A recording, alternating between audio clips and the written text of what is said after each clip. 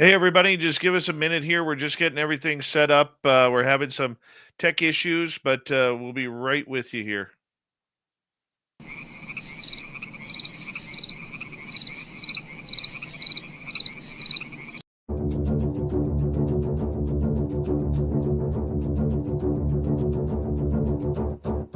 Perhaps we need some outside universal threat to make us recognize this common bound.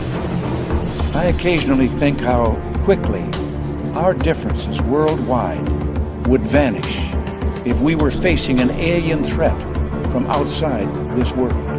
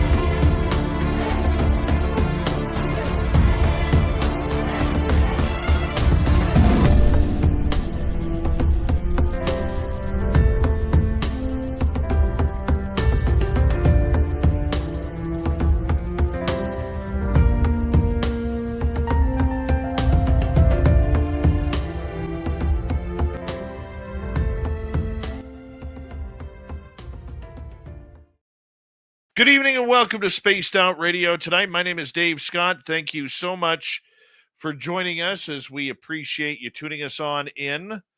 And give me a second here. Dirty Filth, you can grab the link by pressing invite and copy. Give me a thumbs up when you got that. We're trying to track down our guest right now. We're having technical problems trying to get him, so I don't know if I'm going to get to roll call here. Just give me a minute.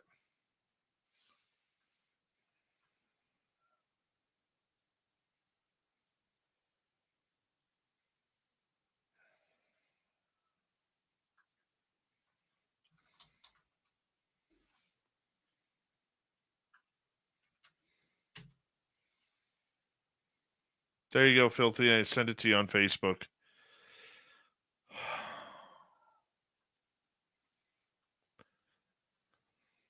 You ever have one of those days where everything just does not pan out? It's my day right now.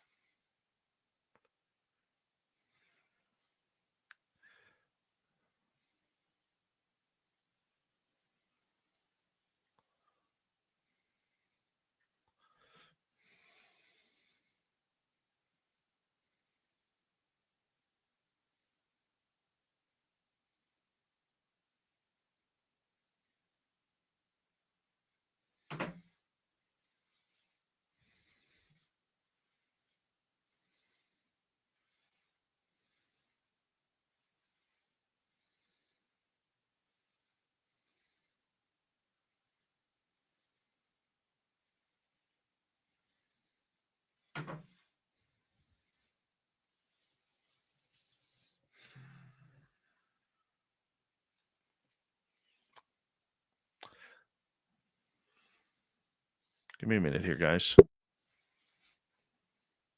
All right. We got our guest here. He is in, looking good. And we're going to get going here in about 1 minute. And all right. I apologize. I'm not going to have time to give a roll call here.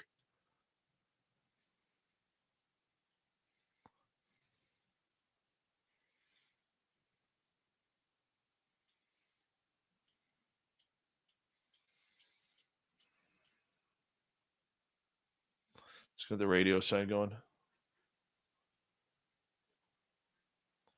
Hello and welcome to the radio and podcast side of Spaced Out Radio tonight. My name is Dave Scott, and we are going to get into an interesting topic. Were humans planted on Earth?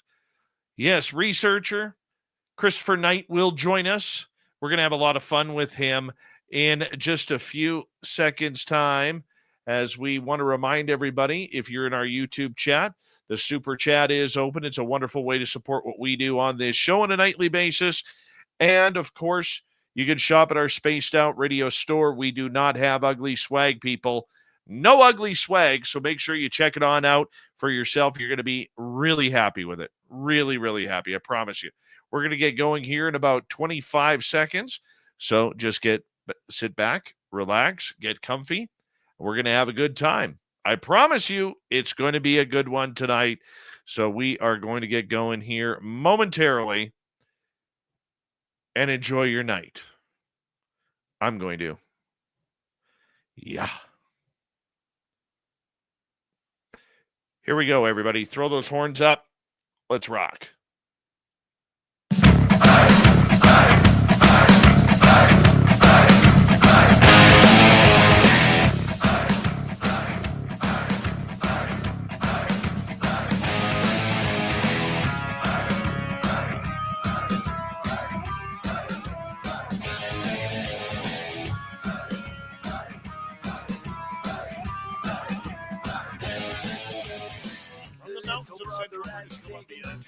Listening around the world.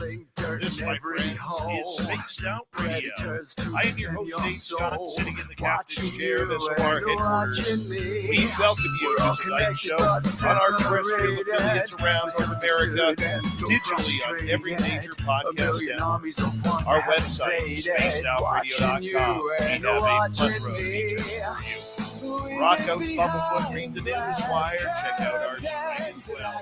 You can follow us on X and Spaced Out Radio, Instagram and Spaced Out Radio Show, and on Patreon in the Space Travelers Club. Tonight's show is brought to you by Jive Charities. Help make the world 10% happier by visiting Jive Charities today. You can find them on our website.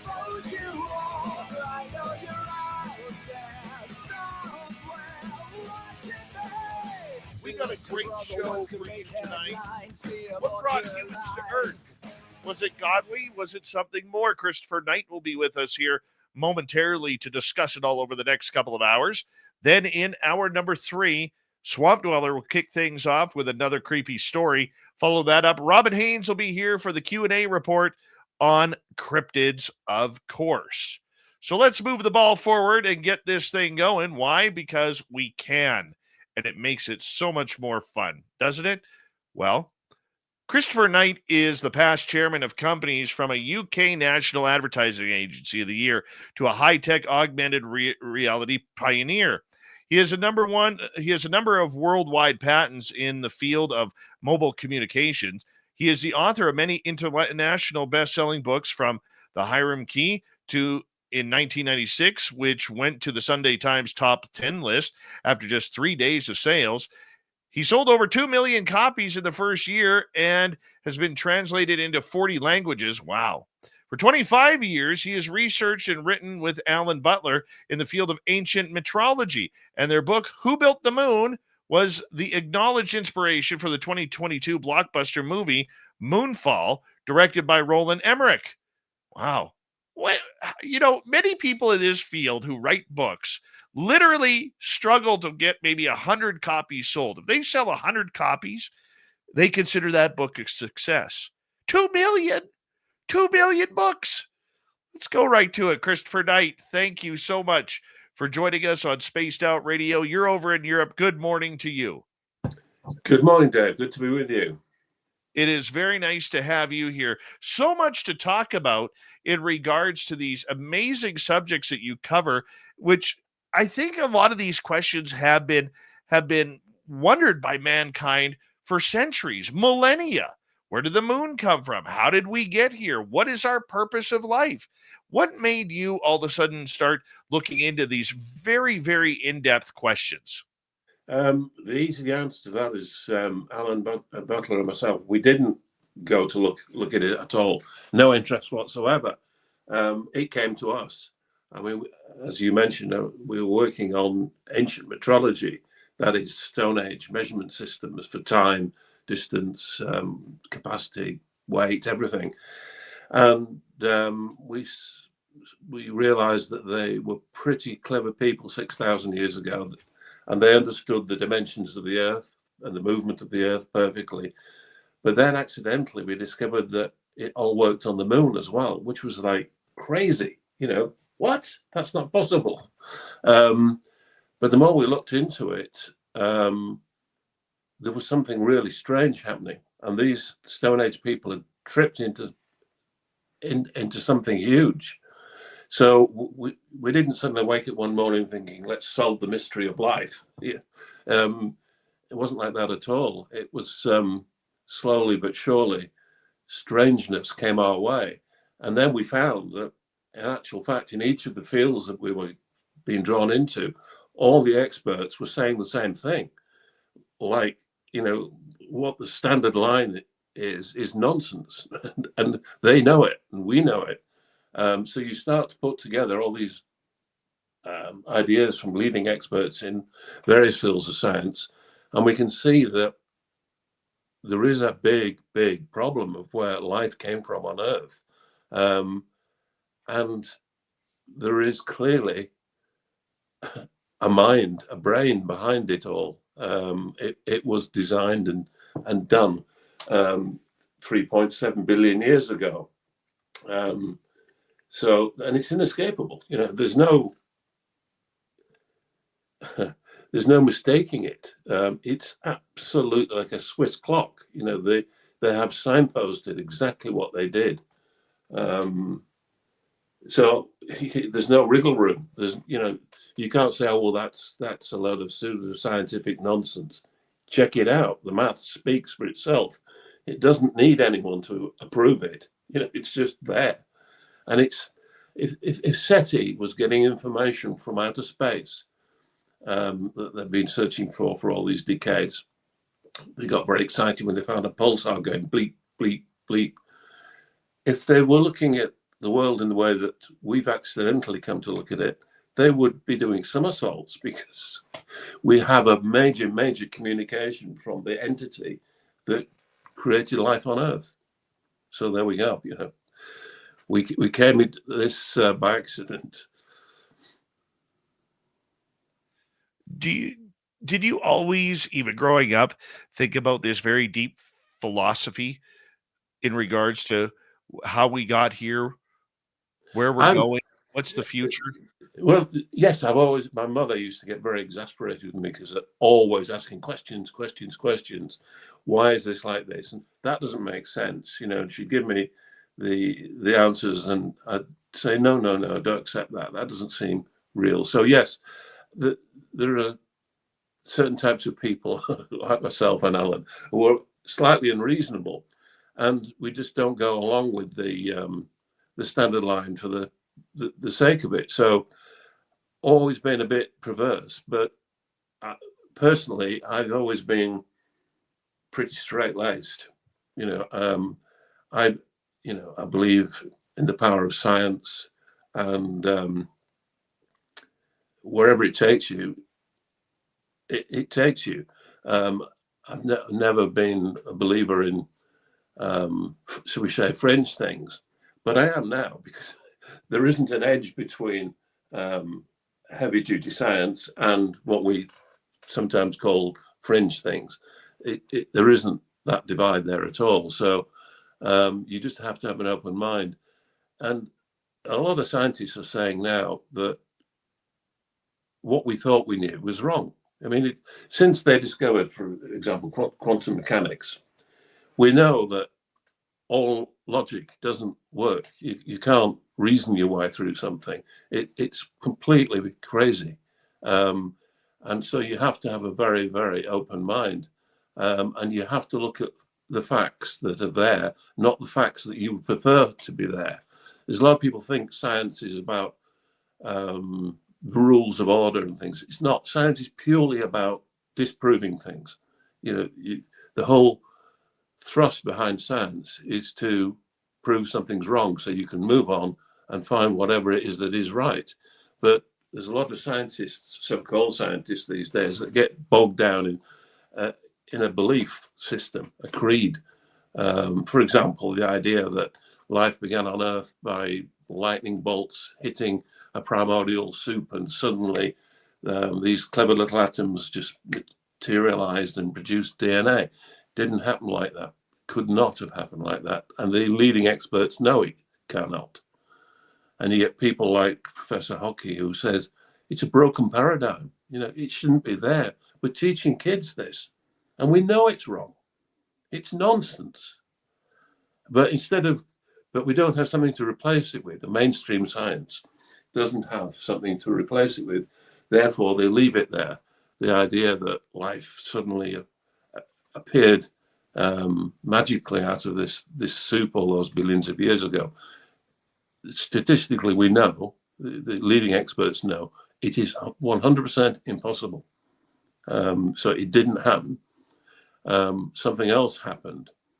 And that's why people like Francis Crick, one of the guys that discovered the double helix of DNA, said that DNA was planted here.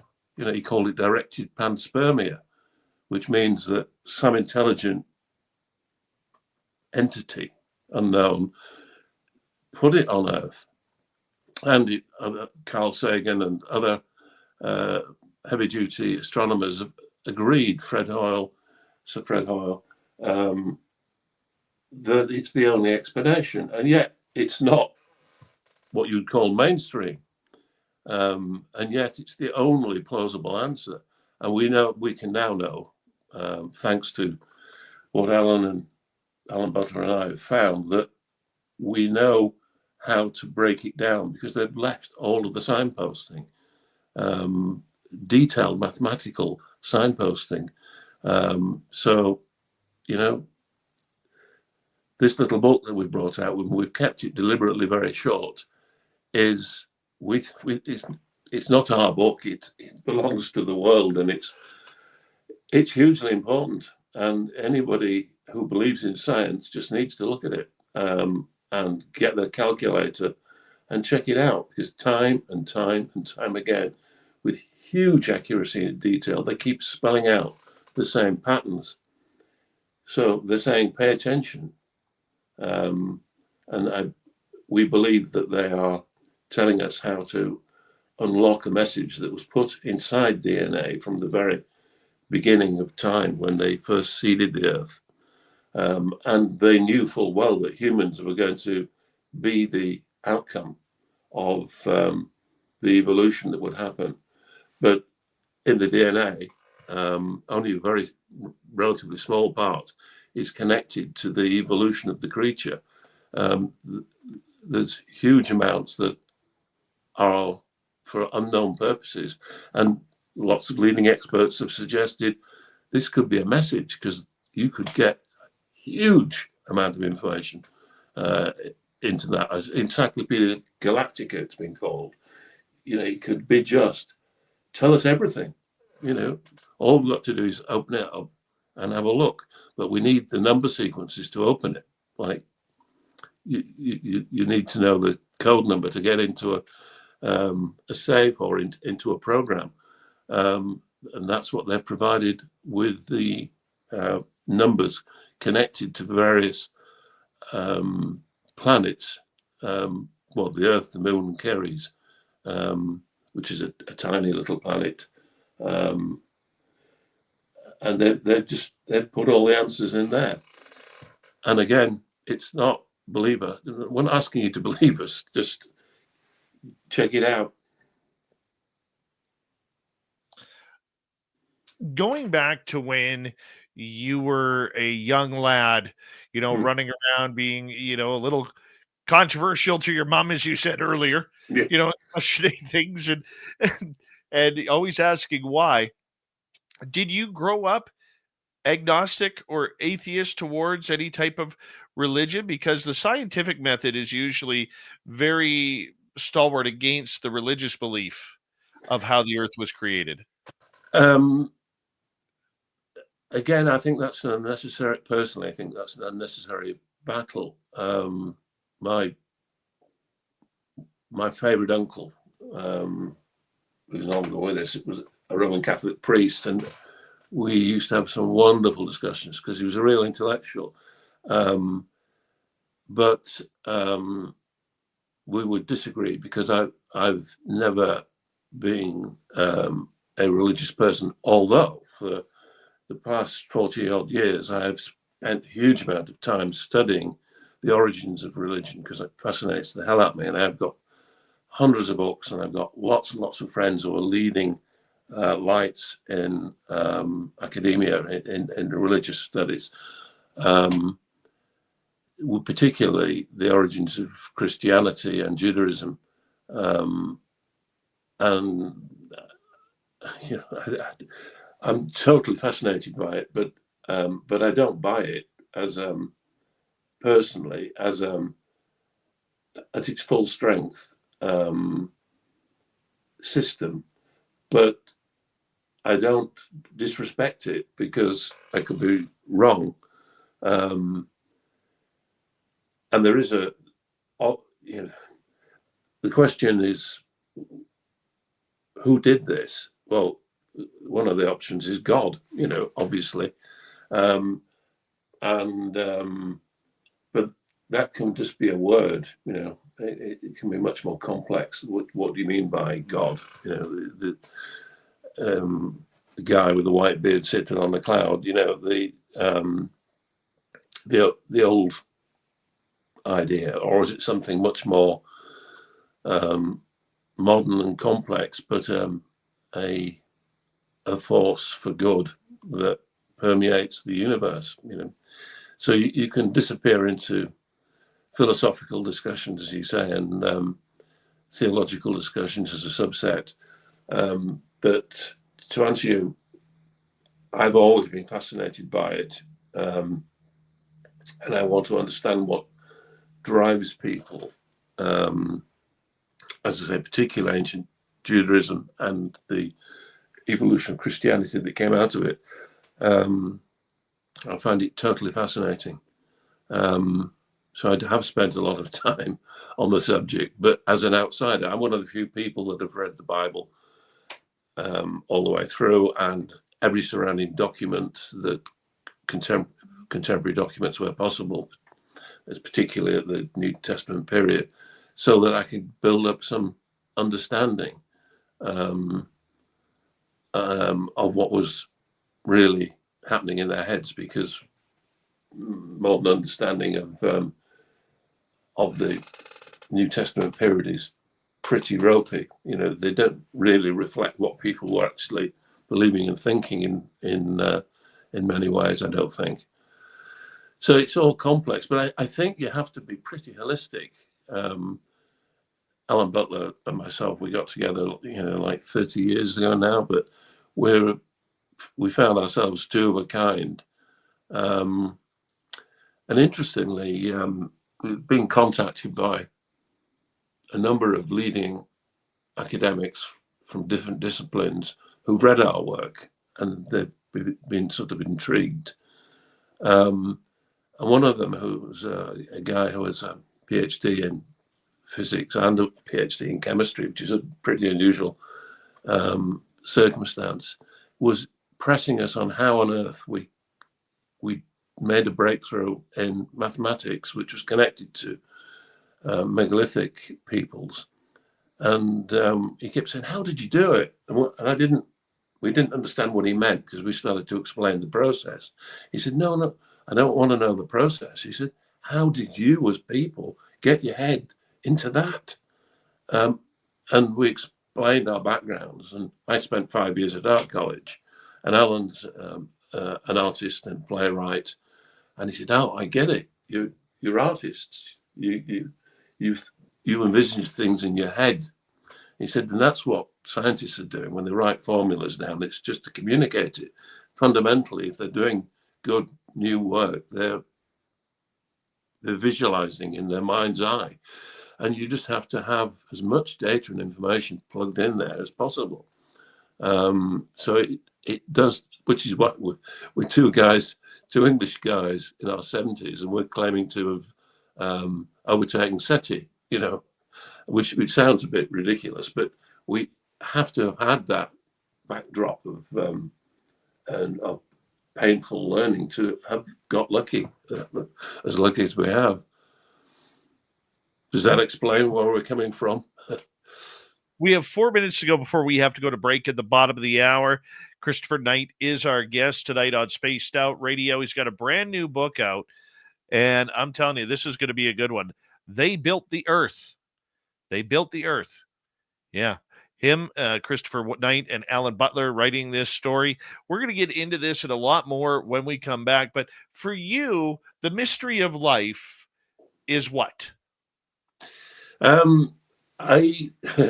What happens next, personally. The mystery of life is that it's so super special. And I happen to believe, and I could be wrong, but I happen to believe that we are probably completely alone in the universe, and that this planet is the only place with life on it.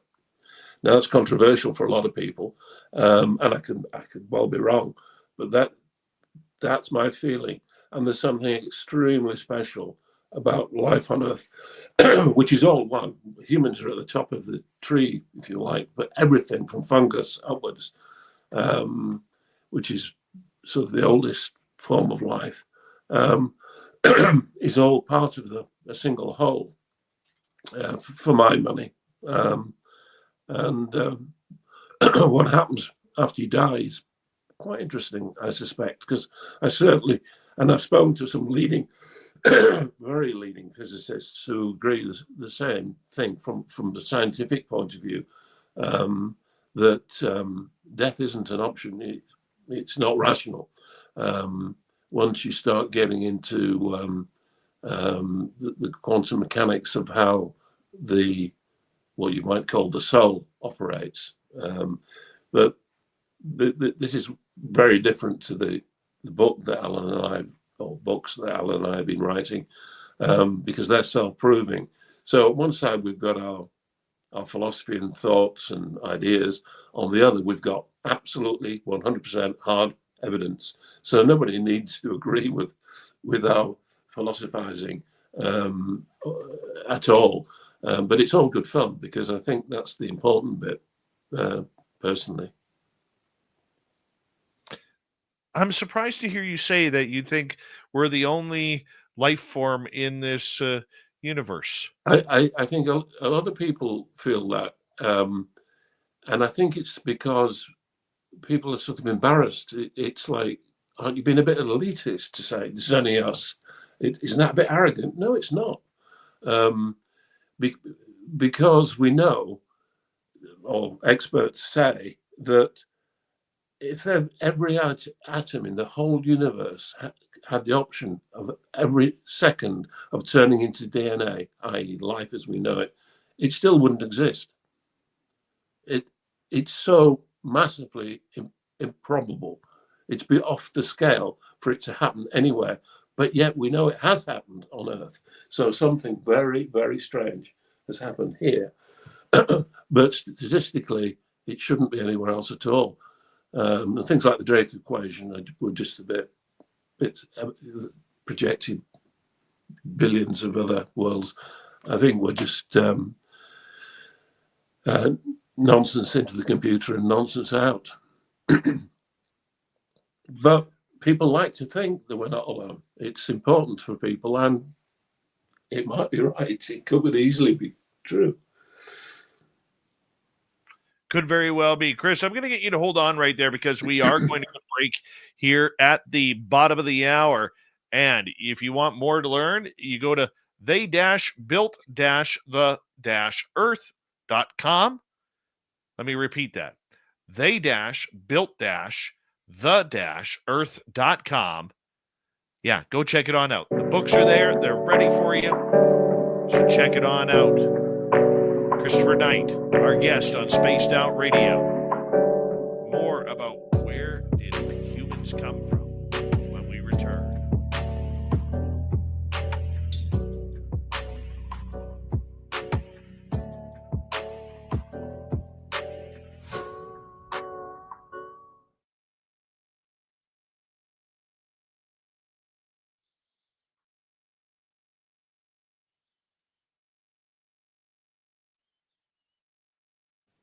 All right.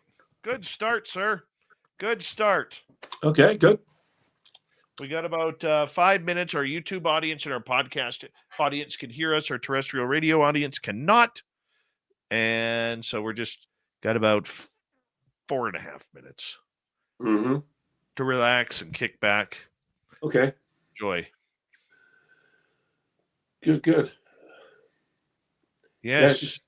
Yeah, it's you've asked some interesting questions, which have been more personal than than anything, which is interesting entry point, I suppose. Yeah.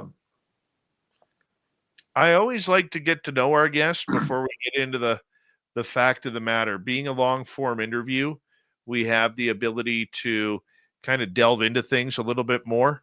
Yeah.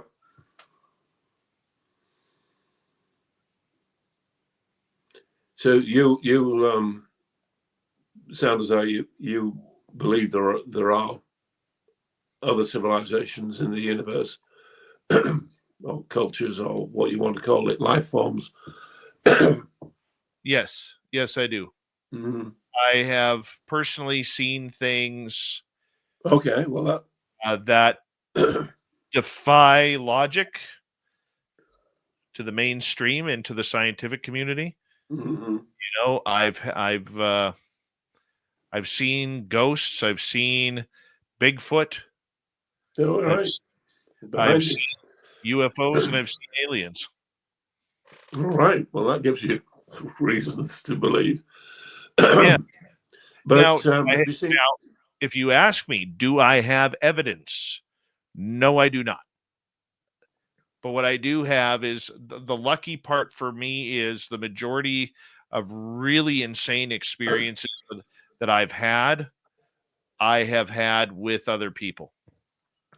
Right. Well, I've had some of those, I must admit. So yes, you life is not as simple as we sometimes think. So yes, I've had a few strange experiences, to put it mildly.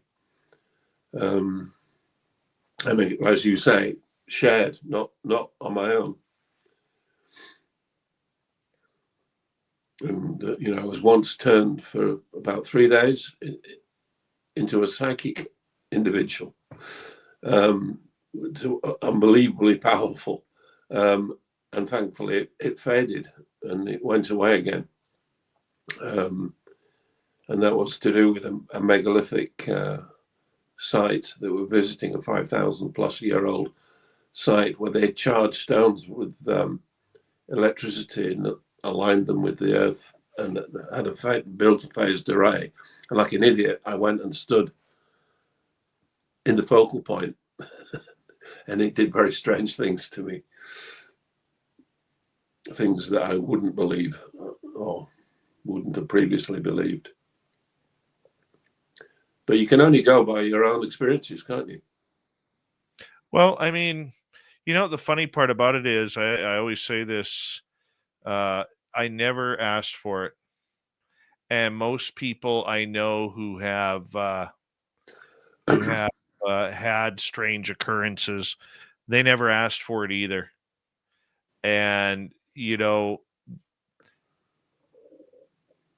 I am a 100% believer that there is something more that is out there. I just also understand that there is no proof. And if there is proof, it is so hidden and in the depths of secrecy that I don't know how or if it would ever come out. Mm-hmm. Do you contemplate personally what happens after you die, or is that something that you don't worry about? Well, that's the one that scares the shit out of me, to be blunt. That's the one that keeps me up at night. Well, yeah, the older you get, the more you can focus on that, of course, for good reason. But I really do not believe in the concept of death in the way that most people do. That's for sure. Well, we'll get into that here coming on up. Thank you, T-Bone and Major Lee, for the super chats. Greatly appreciate it. Here we go with the second half hour. Here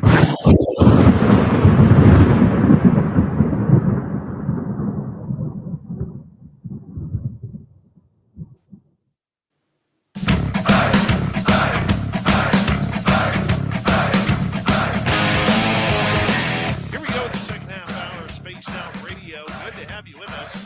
My name is Dave Scott. We always appreciate you tuning us in wherever you are on this beautiful planet we call Earth.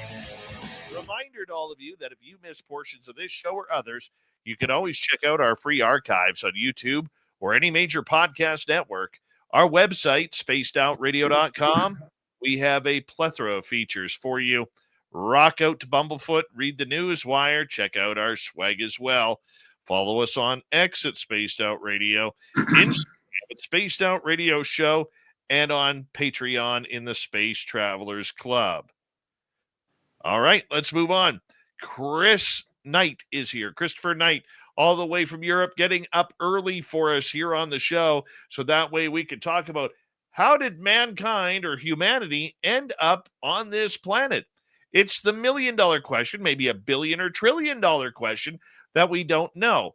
But there's a book out about it that Christopher and Alan Butler have co-authored called They Built the Earth. So I'm going to ask Chris right now, who built the Earth? Well, the first thing to deal with is, was it built, or is it just, as we've always been taught, a natural object that just happened?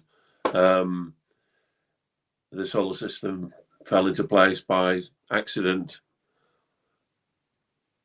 or was the Earth built, as Alan and I have found, as an incubator for life? It appears that people like Francis Crick, that discovered DNA, and Carl Sagan and other experts are right when they say that life appears to have been deliberately seeded upon the Earth. But then, if you were any sort of farmer, laying out seeds, you could just willy-nilly throw seeds around, or much more likely, you're going to prepare the soil. You're going to till the soil. You're going to make sure it's got no pests in it. It's got the right nutritious nutrients in it. That you protect it from weather and all. You're just going to make sure that you've got the optimum chance of growing what you wish to grow. So the chances of the Earth being an accident are tiny. In fact, they're impossible. And we're talking science here, not respectable science, not fringe thoughts. That the Earth had to have been built. Now, Alan Butler and I wrote a book 25 years ago now. It came out in 2005, so it was out 20 years ago, called Who Built the Moon? Because we recognized that the moon had to be a manufactured object, really very, very strange object. And it has been a perfect regulator for the Earth to sponsor life, to ensure that DNA grew and evolved perfectly. If the moon wasn't there, there'd be no life on the Earth at all. So it's a whole system of producing life. So it appears, we suggested that the Earth was created, reshaped, and the moon created by multiple impacts hitting the Earth, like hammer blows. A planet was broken up, fired at the Earth, and it knocked off huge amounts of Earth material where the oceans are, which gave rise to the moon, mixed in with the material that was fired at it.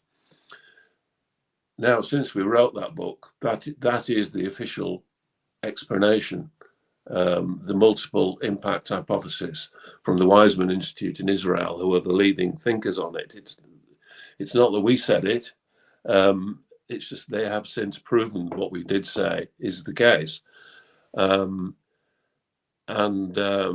It explains, because NASA were very surprised, excuse me, surprised that the Earth is material is what the moon is made of. It's the same rock. They thought maybe the moon had been captured from somewhere else, but no, it's made of the same stuff, plus other material.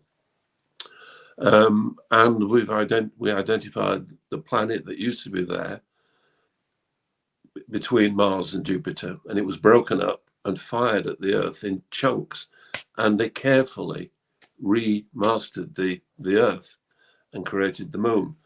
And they made sure all of the dimensions in terms of mass, density, rotation, everything produced exactly the right mathematics to talk to us.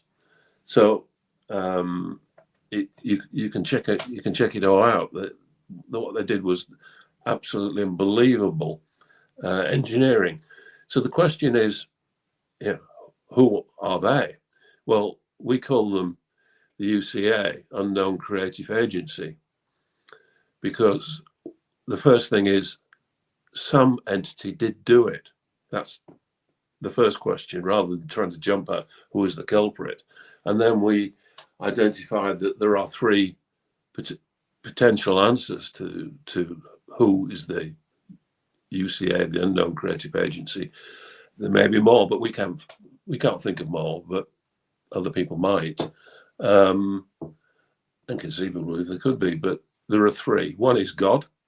Maybe the creationists have got it right, but you'd think that God would be omnipotent and would be able to say, do it, and it happens. Whereas this was very good, fantastic engineering. So it sort of implies something less than God, but it could be. It could also be aliens from somewhere in deep space, millions of light years away. There's certainly an option for that, although the statistics of the probability of them existing are very, very impossible, according to statisticians. But there is a third option which we discuss, and there's strong evidence to support it, and that is that it's humans that did it. Humans from our own future, because we know time travel is now known to be a fact. It can and does happen, that you can go backwards in time. So in our own future, they've gone backwards to create the moon and the Earth as a system, and they've put in DNA to ensure that they exist and we're a part of the process. Now, some people find that counterintuitive, but it isn't. There's nothing in there that science does not permit.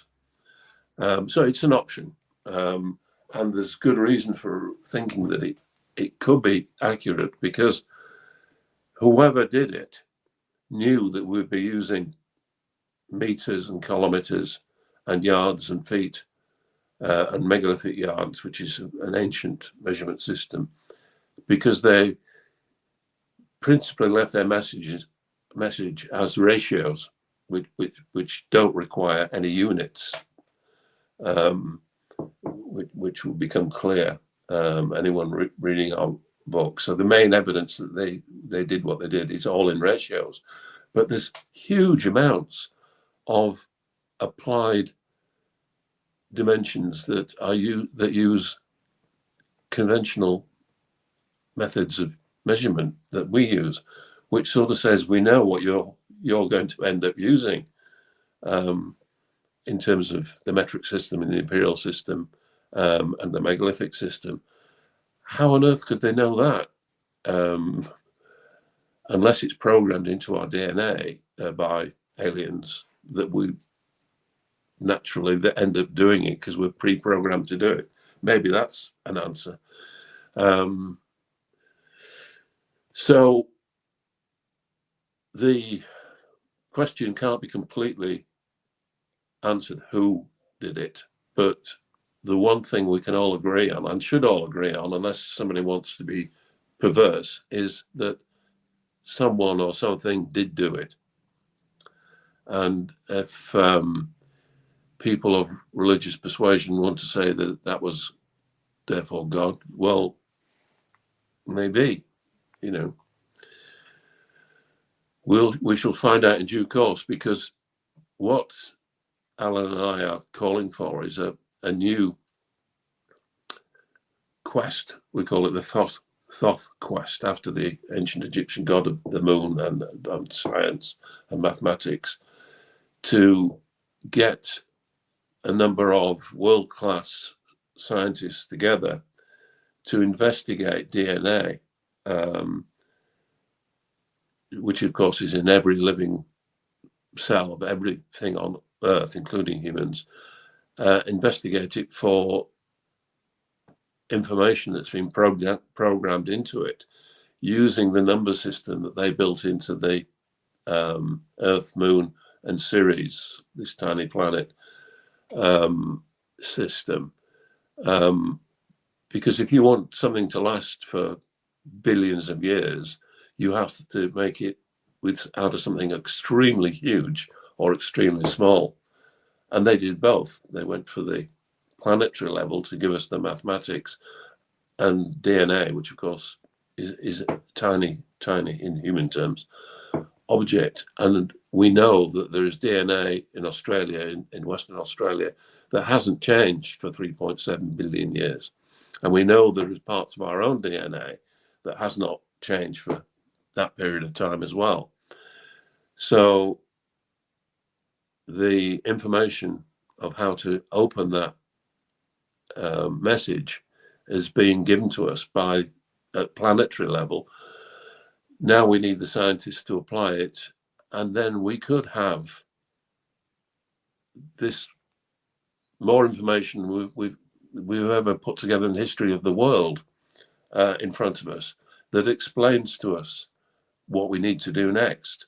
And the strange thing is, it's time for now. It's absolutely this point in time, because it didn't work in the past and it won't work in the future. All these numbers work now. So they are talking to us at this particular point, and anyone may notice that we could be on the edge of self-destruction, because we're too smart in many respects. We can build bombs that could end life on Earth. We can spread viruses and diseases at the speed of light, which could wipe us out. So that we can have warfare, pestilence. There's all sorts of reasons why young people are getting a bit frightened for the future. So it would be good to open up a message that comes from billions of years ago that tells us what to do next, and says, stop squabbling and arguing. This is the secret of life. And it's there to do it. And anybody that has any scientific background whatsoever can see that there's no chance of it being an accident or wishful thinking or wrong. It is actually there. And we need leading scientists to work on this, because it has always been intended that we would do that at this time. So it's pretty damn important. I would like to ask you, if you don't mind, if we could just backpedal a little bit, where you said that humanity may have been started, the moon may have been built by time travelers. Mm-hmm. Did I hear that correctly? Yeah. Okay, so I am absolutely baffled by this, because I just had on the show a couple weeks ago Dr. Jack Sarfati, who is a longtime physicist in the United States. Right. And we were talking about time travel. And he says that we've already figured out that we can time travel. We just don't have the technology to get there. But that's to go forward. We can't figure out how to go backward just yet.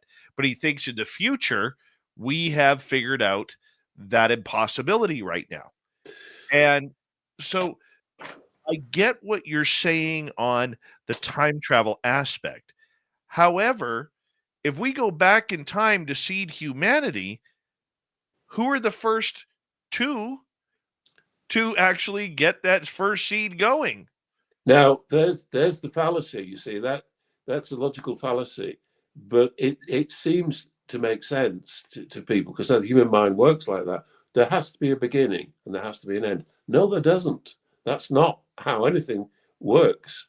We know in quantum mechanics, we know there are particles that you have to rotate through 360 degrees and 360 degrees again to get back to the original point, which is counterintuitive. You know, if you ask anybody to explain quantum mechanics, as they say, if you believe you understand it, you haven't got a clue because it's impossible. So the time travel, the grandfather paradox, you know, you could go back and kill your own grandfather, in which case you were never born, so you couldn't have done it. It's just a bit of weak thinking on that humans are very likely to do. You don't have to have we liken it, Alan and I liken it to a Mobius strip. You get a sheet of paper and put half a twist on it and join it. You've only got one surface and you'll go around forever, like an Escher drawing with an ant on it, because there's only one surface and you expect there to be two. And it's like that with time.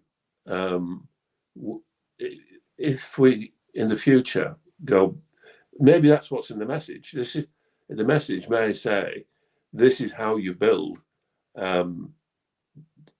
drones. People won't need to go back, but you build drones to go back to do all this engineering, and this is how you do it.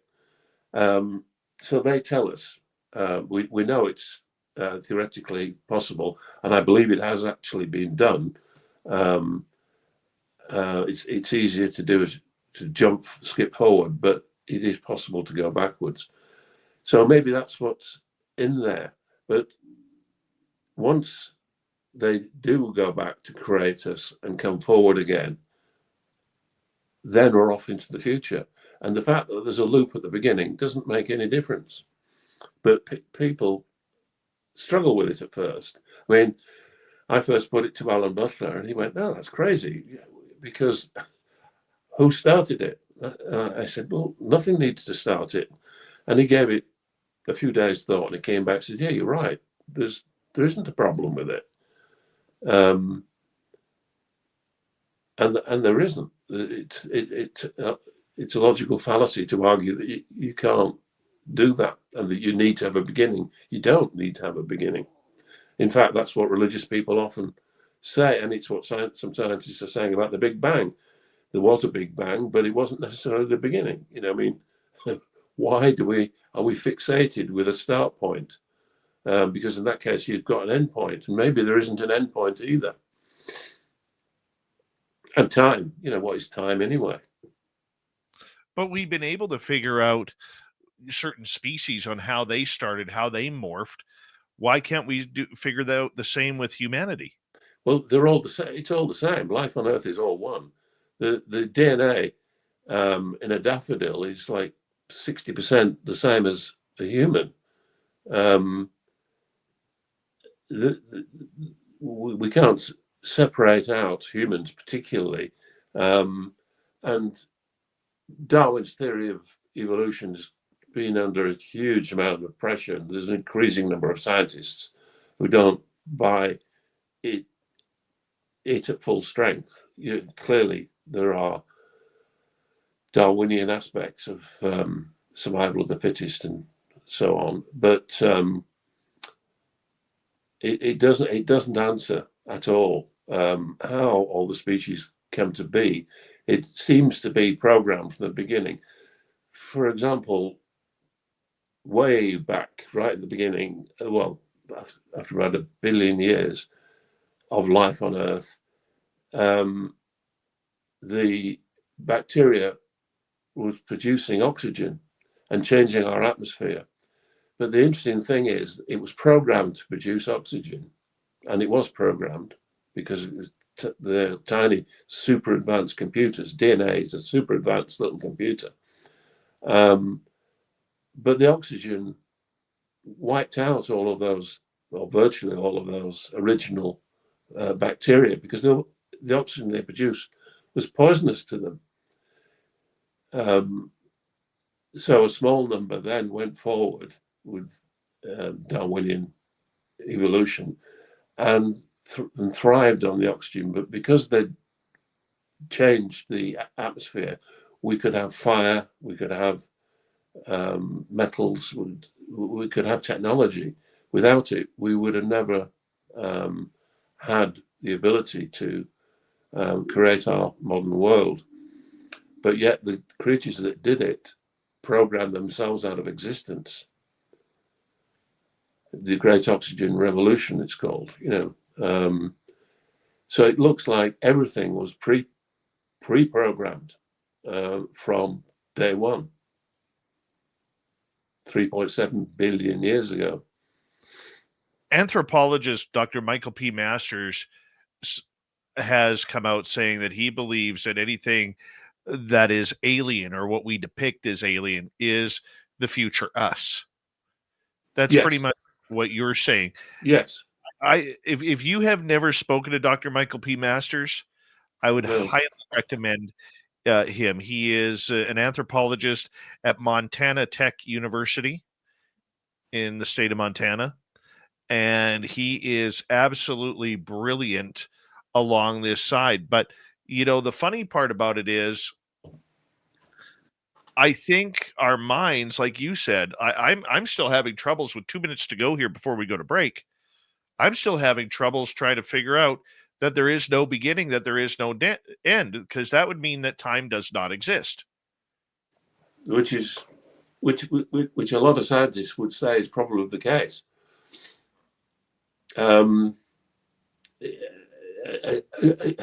It's the way you perceive things. The arrow of time, which was the idea that everything moves towards entropies, it's not sufficient. There's truths in a lot of these things, but they're not sufficient to describe what really happens. An increasing number of people are, scientifically trained people, are seeing this as the case. There's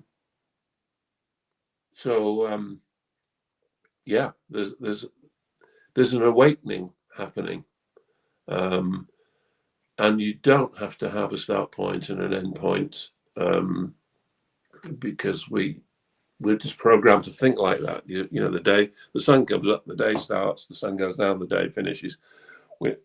People are born, then the people die. The start point is an end point. We have to have that. Empires rise and empires collapse, but that isn't a fact of physics, and immutable fact of everything. It doesn't have to be that way, and increasingly scientists are realizing that. And when we say time, what do we actually mean? I remember I met up with some of the guys involved with the Apollo mission in the 1990s in Washington State, and they were telling me that they saw visitations frequently with their spacecraft. They showed me videos. Oh, we have a visitor, and they didn't share these videos, and then you'd see a craft sort of come and then go away. And I thought, this is crazy. And they said to me then that we don't think these are aliens. We think these are some sort of humans. And on that note, we're going to take our first break tonight. Christopher Knight here. How do humans get on? and much more.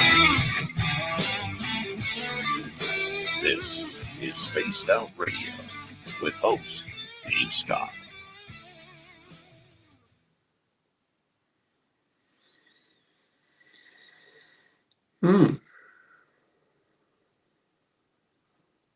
All right, we are clear.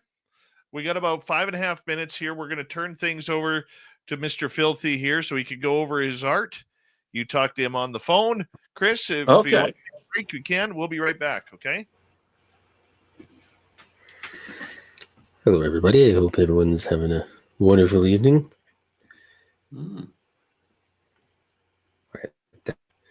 almost out of tea here. This is unfortunate. So I got, excuse me. Very good. I got another zombunny here. A good friend of mine, she makes them. They're little stuffed animal. All right. Hideous, deplorable, adorable stuffed animals. And Carl and Alan, Carl buys one and he gets home and he's figuring that the bunny's out to get him. And Alan thinks otherwise, but later that evening, Carl has some difficulties. Oh boy. Well, my internet's being goofy, so I'm just going to keep around.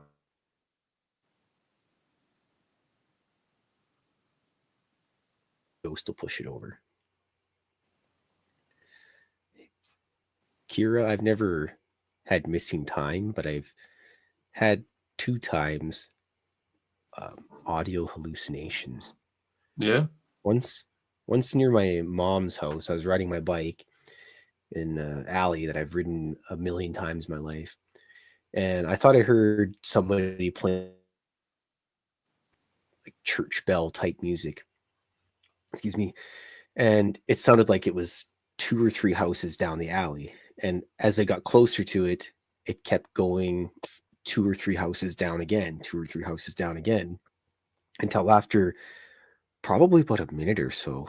I can't be specific on it, but I just realized that this was happening and I didn't know what to think. So I kept listening to it and listening, and I never got to the point where it was at. It just kind of stopped.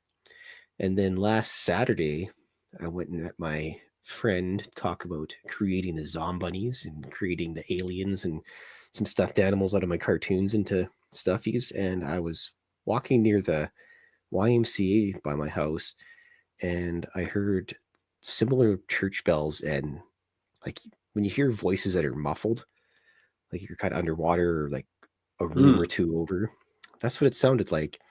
And I stopped for a second and I just thought, is that happening again? And there was a lady and her husband came walking up behind me and asked me if they heard the music, and they just looked at me like I had 2 heads. So that's my interesting audio hallucination stories.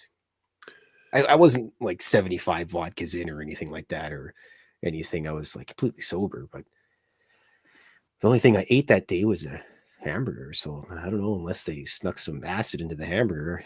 I think it was interesting. So I've had an audio experience once as well. So they do happen, and completely inexplicable. You just couldn't explain it.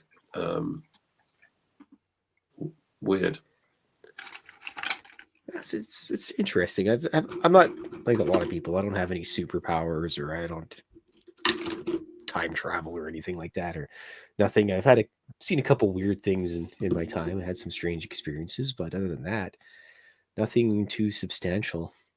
Like Dave's got aliens and Sasquatches and probably dogmen hiding under his front porch, and little gnomes like tying his shoelaces up in the morning, so when he goes to walk, he trips and falls over, and falls right on the cat, and the cat goes flying and knocks his priceless Ming vase, and Mrs. SOR is yelling at him, and everyone's just going crazy, and it's a like worst Tuesday morning for him. That's probably what happened today. That's why he's anyways, sometimes I go off some a tangent. people I are apologize. prone to it.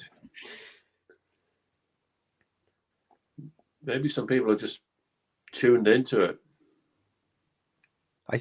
I believe so. I also this is just me, and I just read a lot of stuff. I believe maybe it's the best way to explain it is like it follows the family, like the phenomena just kind of follows a family, like through the generations and everything. Hi, Dave. Hi, how you doing, Filthy? Good. How are you, Dave? Another great piece right there, buddy. I know. I'm about to deliver some snacks to the cats. Oh, and Dave Blob came home today.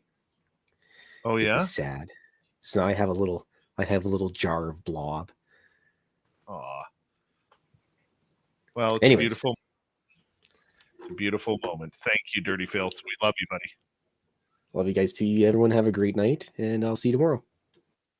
Perfect. Dirty Filth, everybody, our great cartoonist. Chris, we're coming back in 30 seconds. Okay. Big thank you to T-Bone and Major Lee for the super chats tonight. If you guys have questions for Christopher, please put them in capital letters in our chat rooms, and we will get them to him. And let's go. In I don't know, 6 seconds. Mm-hmm.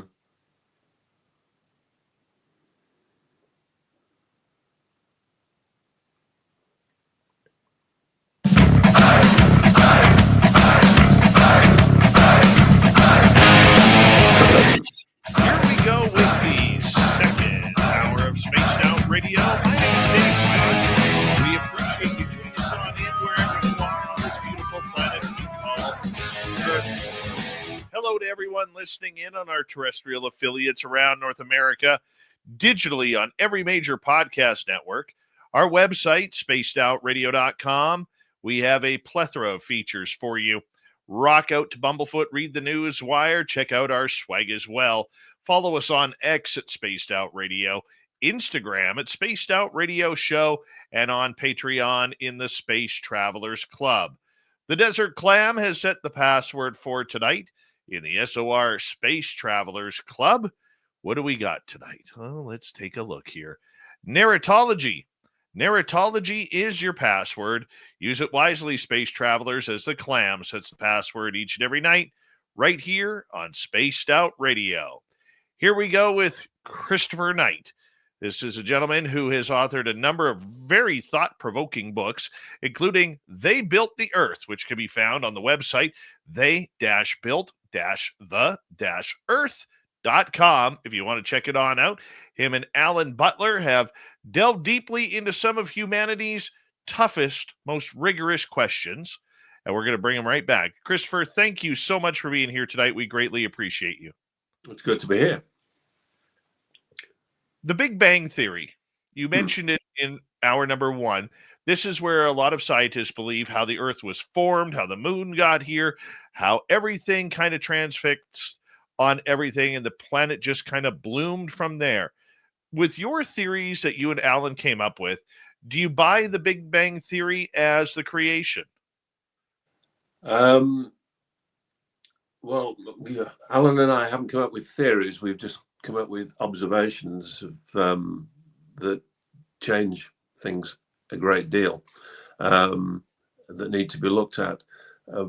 But there's a big difference between our solar system and the Big Bang, because they say the Big Bang's 13.5 billion years ago, and now they're saying it looks to be double that. They're saying over 27 billion years ago, perhaps, for the Big Bang, whereas our solar system is relatively young, and certainly the Earth Moon system is less than 4 billion years old. So there's the timescales are gigantic, but very different. Who knows what the Big Bang means exactly, because there are people now, scientists have discussed whether there's contractions and expansions and big bangs keep happening and big crunches. Who knows? But again, it's this need for humans to try and work out what the first bit was and so we can understand what the last bit is. And it isn't necessarily like that. the question of time. What do we mean by time anyway? Because there clearly wasn't time before the Big Bang, because you had nothing to measure it, because time is the relationship between two or more objects as they change position. What do we mean by time? So the whole thing starts to become complicated for scientists, let alone us mere mortals, sort of non highly technical people. It's a difficult thing to say yes, it happened. They're working the ways of explaining, I think, how we came to be, because humans are curious, and we have this need to know how everything works. But I'm not sure we can know the unknowable when we go back that far. It becomes philosophy and theology as much as science at some point, doesn't it? Oh, it totally does. But I mean, just the idea that we really have no clue about time. We're the only species on the planet, being humans, that actually works on time. Animals don't, plants don't, water doesn't. There's a lot of complicated potential answers, I think, into that. I think animals do. I mean, humans are only been around a very, very, very short space of time. I mean, if you look at the history of life on Earth, and view that as a day, a 24-hour day, we've only been around for a few seconds before midnight. So the world has gone on quite well without us for the vast majority of its time. And, even flowers are fairly recent. We have this idea of everything going back. The dinosaurs have been a long time ago. Well, they're not really. They're pretty recent in the grand scheme of things. So humans are extremely recent, but we haven't changed much in the last 100,000 years. But we've been around for what, 2 million years at the most, really, in what we would identify as being human in some form or other. So things are a lot more complicated than they first appear, I think. Do you think then that these are answers to questions we will ever have? Because many people say, when you die, that's when you get all the answers. I think there's a good probability of that. I mean, I was talking at a science conference 30 years ago nearly, where there was an eminent professor of working on the operation of the brain, how the brain functions, and he had a colleague with him, and Carl Bridbram, who died relatively recently, still a working professor in his 90s. But he explained that the human brain isn't all about these neurons and cells and memory banks. He said that the only important bit is that Bose-Einstein condensate of one atom thick layer on the outside of the brain. That's where it all happens. He said, because there are vests and memes that are outside of time space. And the probability, the electron probability going on in there, he said the rest is just storage cabinets. And I said to him, excuse me, if I've got this wrong, because you obviously way beyond my ability to assimilate what you've said, but it sounds to me as though death would be impossible, because if for want of a better word, the soul that's contained in the personality, the entity that's that's inside this Bose-Einstein condensate is outside of time and space, then it can't die. And he said, yeah. I said, so I got that right? That's what you said? He said, yes, that's what I said. Correct. So I was like, wow. I expected him to say, no, you misunderstood. But he didn't. He said, yeah, that's the bottom line. No such thing as death. But he'll know now because he has died. But, as we all will. But talking to an increasing number of, because that fascinated me, but when I get the opportunity of speaking to physicists or biologists on that sort of topic, I think there's an increasing number of people that are coming to similar conclusions. That the old idea of you being just a walking bit of machinery, biological machinery that gets clapped out and ends up defunct, isn't enough. There's more to it than that. It doesn't mean to say you're going to go to some idyllic heaven and be yourself floating on a cloud, but it means that there's something much more potentially important going to happen, I suspect.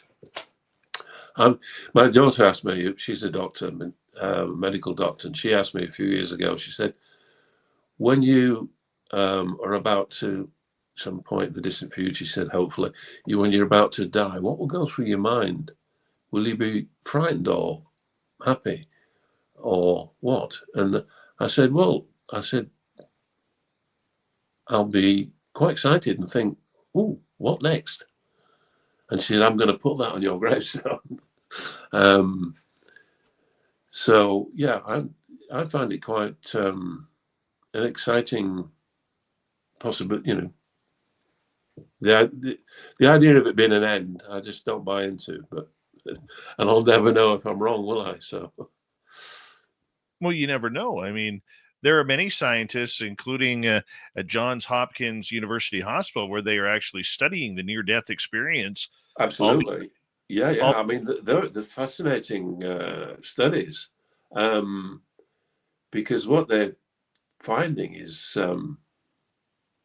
it could not be faked or rigged. It's really intriguing, some of those studies.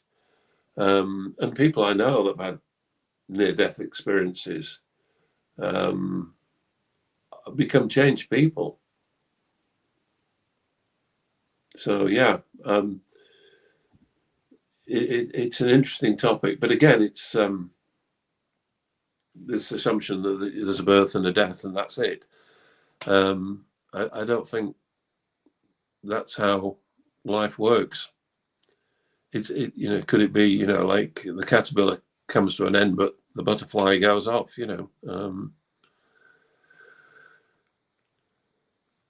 Well, before we get to some audience questions here, because I know they're starting to pile up, I want to ask you about the moon. What do you think the moon is? Is it just a space rock? Is it filled with cheese? Is it something that was implanted there? Was it something that was created? Do you think it's hollow? What's your yes to many of those things. It's known to be a completely weird object because it is not like you would expect, increasingly dense towards the center, like the Earth is, the iron core. It is very sponge-like and low density in its center, and its areas of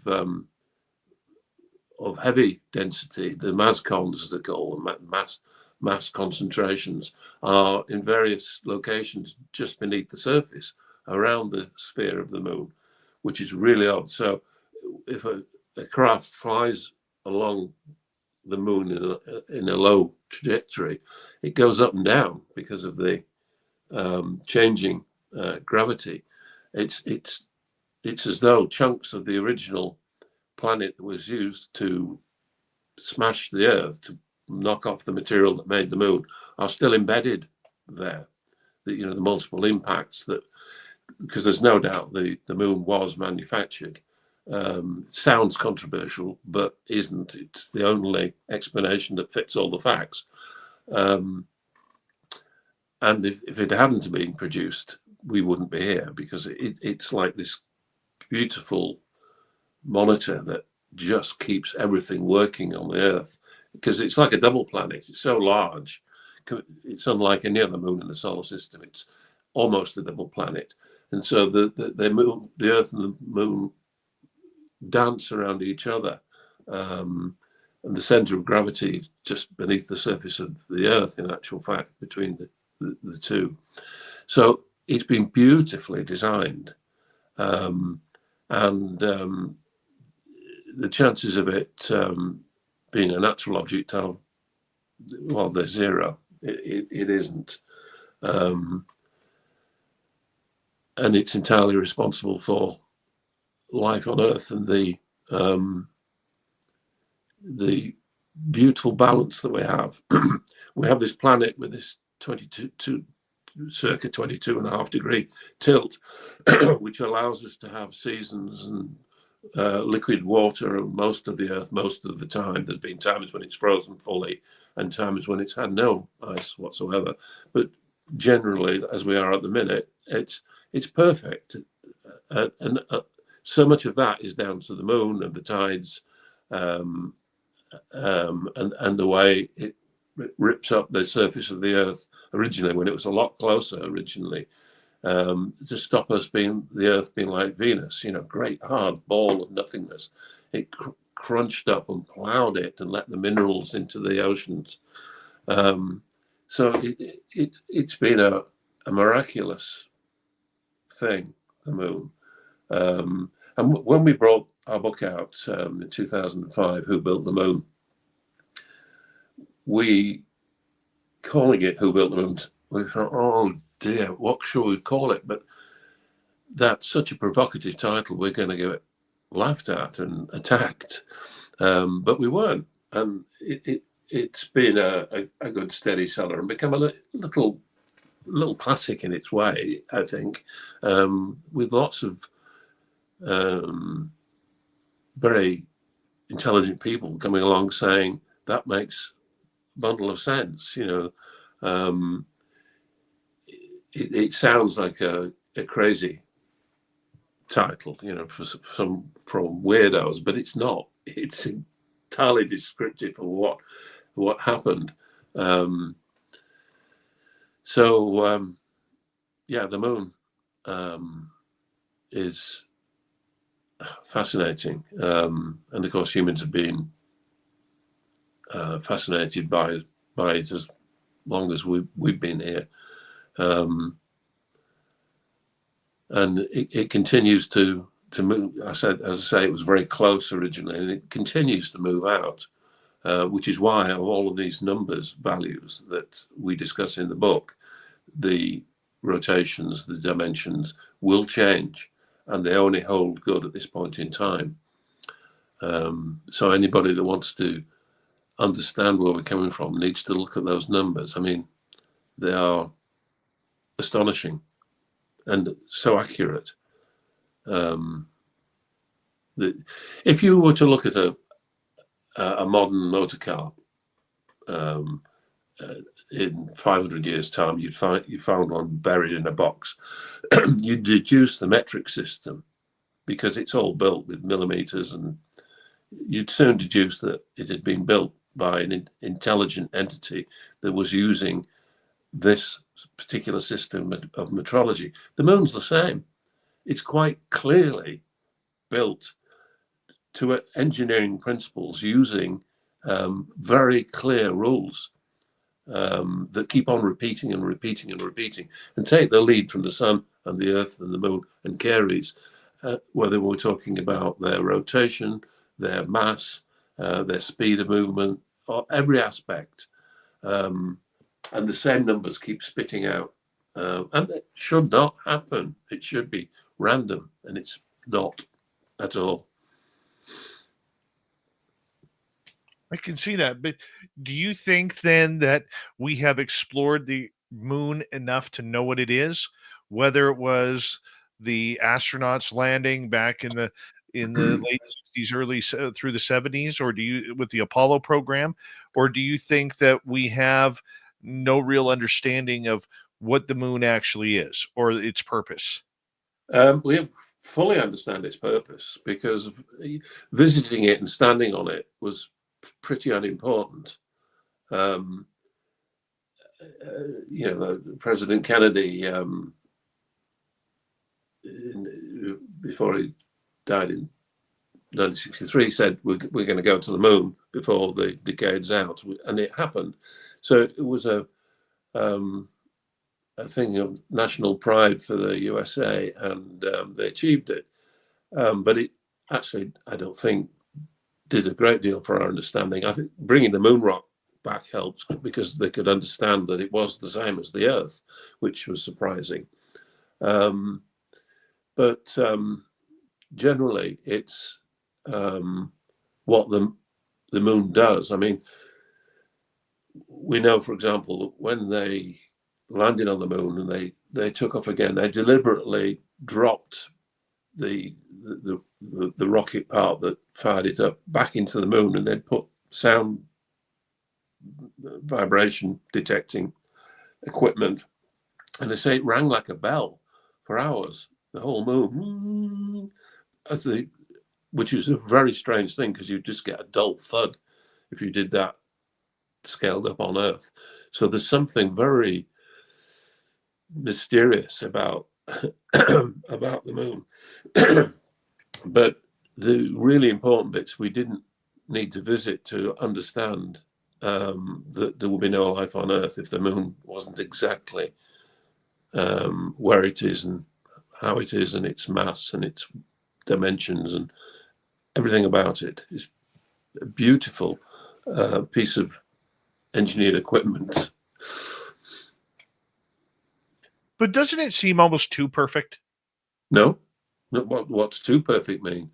I've had that sort of argument in terms of archaeology as well before, when you discovering things with the pyramids in particular. There was a counter argument saying, well, what the dimensions you're talking about there are too perfect. Well, what do you mean too perfect? Guilty of being more right than they should be. I mean, no, there's no escaping the specialness of the moon. And when our book came out in 2005, NASA had planned at what they call the Dawn mission to go to the planet, minute planet Ceres in the asteroid belt, but then they cancelled it. And when our book came out, they de-cancelled it very quickly. And because I think they recognize, because they do read these books like ours, they don't miss a trick, and they realize the importance of Ceres, because they understand too the mass relationships and the size relationships, because Ceres is a tiny little planet that's just big enough to form a sphere, but it's actually got more water than the Earth. But it's a marker for the place where the planet was broken up to fire at the Earth. But they made it 1/81st the mass of the moon, because the moon is 1/81st the mass of the Earth. And 81's interesting because it's 3 to the power of 4. They're playing with numbers, saying, what's this? And they've repeated it for Ceres. And also, the moon is 3.66 times smaller than the Earth. Ceres is 3.66 times smaller than the moon. One more half hour at Christopher Knight on Spaced Out Radio.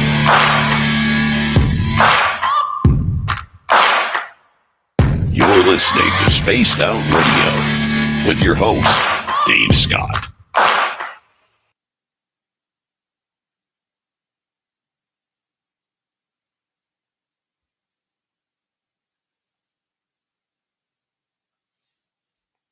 All right, we are clear.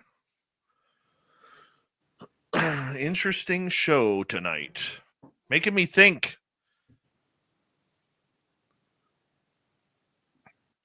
I love it. Sorry, I lost you. I said you're making me think tonight. I love Oh, it. right, okay. that's got to be good, surely. But you must be good at thinking because you get so many interesting people. It must stimulate you thinking all over the place. This is definitely a different topic than what we're used to. Yeah. Okay. So it's challenging for me, and I like that. I think a lot of people, well, naturally they build up a set of beliefs that they operate to, and it's sometimes challenging to deal with things that come in sideways. And you can either say, no, I don't want to know about that. Cognitive dissonance. No, that makes me feel uncomfortable. I'll ignore what you're saying to me and I'll concentrate on what I believe. Or you can say, actually, well, it changes things. It makes life a bit complicated, but okay, I'll deal with that. It's like a hero of mine I write about in this book, a guy called Anthony Flew, who was a renowned philosopher, absolutely wonderful philosopher, who hated religion. And he spent his life more or less shooting down theology and God belief and worship.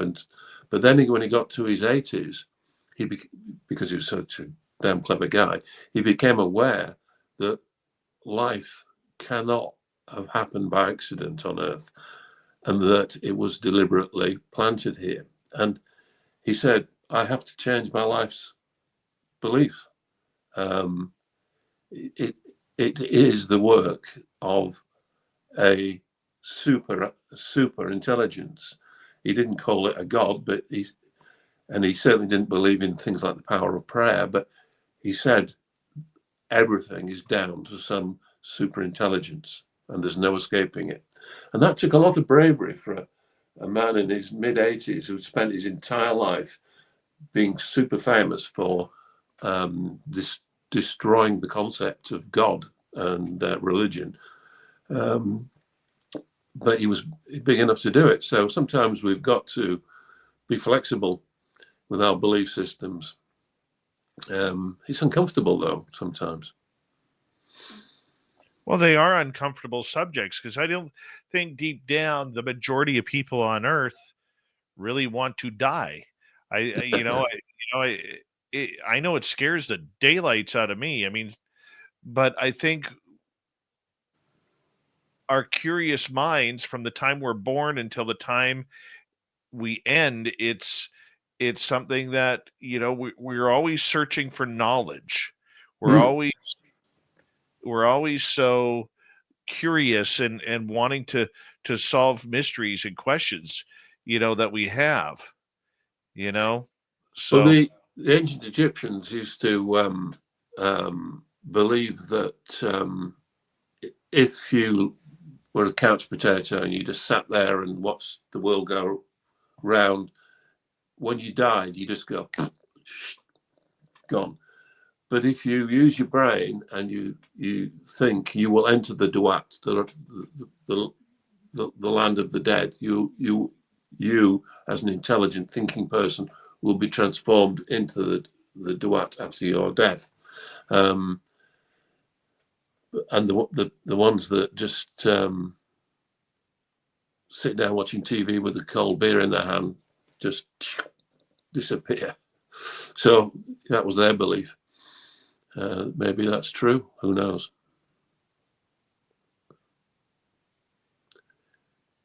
we got about a minute to go here.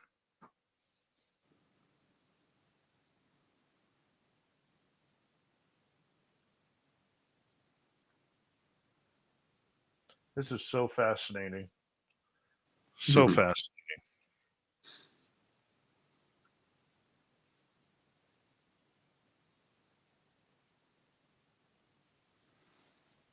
About 30 seconds.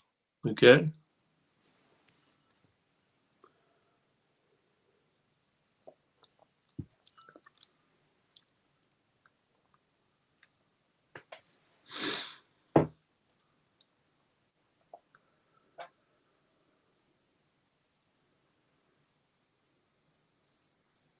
Thank you to T-Bone. Thank you to Major Lee. Very much appreciate your love of SOR. And here we go, everybody, in 7 seconds.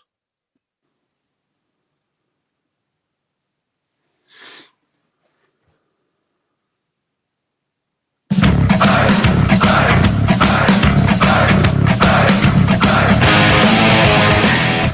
we go with the second half of Spaced Out Radio tonight. What's our purpose on Earth? Why are we here? Christopher Knight is our guest. We'll get to him momentarily. But first, we want to remind all of you that if you miss portions of this show or others, you can always check out our free archives on YouTube or any major podcast network. Our website, spacedoutradio.com. We have a plethora of features for you. Rock out to Bumblefoot, read the news wire, check out our swag as well. Follow us on X at Spaced Out Radio, Instagram at Spaced Out Radio Show, and on Patreon in the Space Travelers Club. All right, let's go right to Christopher Knight. Why are we here? He's got a great book out. They Built the Earth. It can be found at they-built-the-earth.com. It's a mouthful, but it's a great website. Takes you right to it. Christopher, thank you for being here tonight. Great pleasure to be with you. All right. You ready for some audience questions? Yeah. Indeed. All right. Let's go straight to Lee in the UK. Good morning, Lee. How do we know our DNA has not changed in 4 billion years? Some clever guys out there who worked that one out. It's 3.7 billion, I think, is probably the years is the nearer number. But there have been changes in DNA in permitted areas, which appear to be triggered by viruses. Viruses can have their own DNA, although they're not alive. And they sort of land like spacecraft onto bacteria and reprogram the DNA. That it's incredible, and these are just supposed to happen by accident. But the viruses, but they don't, and they create changes, but not in the bulk of the data. We know that. I say we know. The experts are quite clear that there are sections which make the majority of DNA that are not permitted to change. And the bits that do change are the ones that allow for evolution through trial and error. They can change, and if it's a beneficial change, good. And if it's not, the entity dies out. And so we get natural selection. But the bulk of it, they say, and we have to believe them because they're the experts, that no change is allowed. So it's been there all along, which is why leading scientists like Paul Davies and others have suggested that there could be a message in there, a gigantic message, because it's been there all along, and it's the same that now as it was then. So how they've been able to establish that is beyond my pay grade, but they have. Well, let's go to another question here. Let's go to T-Bone in British Columbia.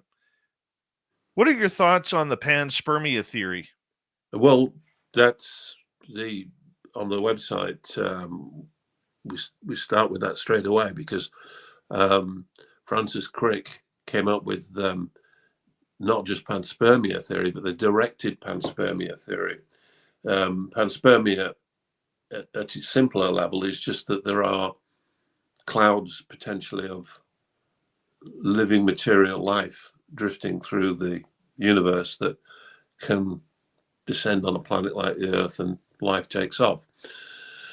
Directed panspermia is that it's actually deliberately planted and seeded, that it's not an accident, that some intelligent entity has done it. And that's the one that's preferred by leading, Carl Sagans and Fred Hoyles and Francis Cricks of this world. So it's a deliberate act. And the evidence that Alan Butler and I bring forward is that it's unique to the Earth. It's not general throughout all the galaxies that are out there. At least there's no reason for believing that that's the case. So directed panspermia, absolutely the only explanation that makes sense. Any other theory is blown out the water. And whether if you're religious, you can call that God that did it, or somebody else. That doesn't, who it was doesn't matter. But some entity, we call it UCA, an unknown creative agency, deliberately seeded life on Earth with directed panspermia. So yeah, I'm a total supporter of it, because there's no other explanation. Let's move on here. Let's go to Josephus. Moon question. Why did the moon ring like a bell when we hit it with a projectile? I don't know, but because that's quite technical, but it has to be something to do with the fact that it's not heaviest at its core, and getting lighter as you go out, such as the Earth is, and most celestial objects. That the interior is light. It's not hollow as such, but it's not at its most dense. So the outside has got its density. So it's almost like it is like a bell, I guess. There is a frame, not literally a constructed frame, but there is a shell to it that could vibrate, because they heard it. They say heard. I mean, there's no meaningful atmosphere on the moon, but they could perceive it in vibrations, and they likened it to a bell. So that can only be that it's because it's not a normal object. Because it's a manufactured object. It doesn't obey the laws of normal planetary structures. It's not a gas giant, and it's not a terrestrial object in the normal sense of the word. So, that tells us it's weird. All right, let's move on to another question here. Let's go to Xanos. Do humans have any purpose at all? That's pure, very philosophical. Depends what you mean by purpose, because I remember when I was a kid, my dad saying to me, flies have got no purpose at all. And I said, well, yeah, they have. And he said, what? They're just annoying. And I said, well, no, don't they help rotting flesh to rot more quickly? They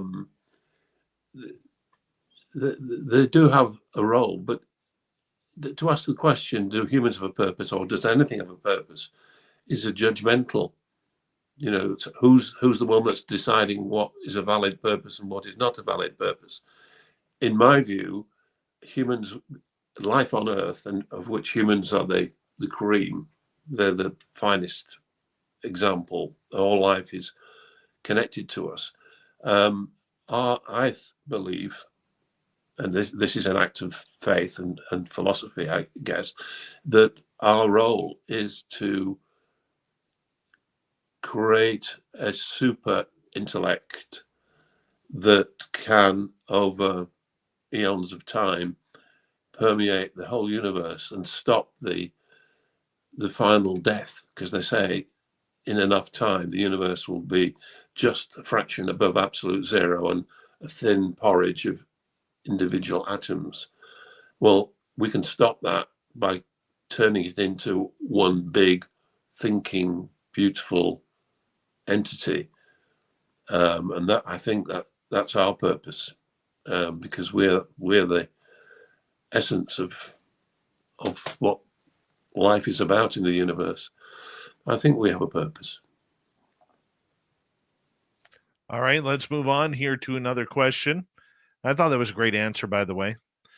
Paul is asking, what's your thoughts on the simulation theory? Yeah.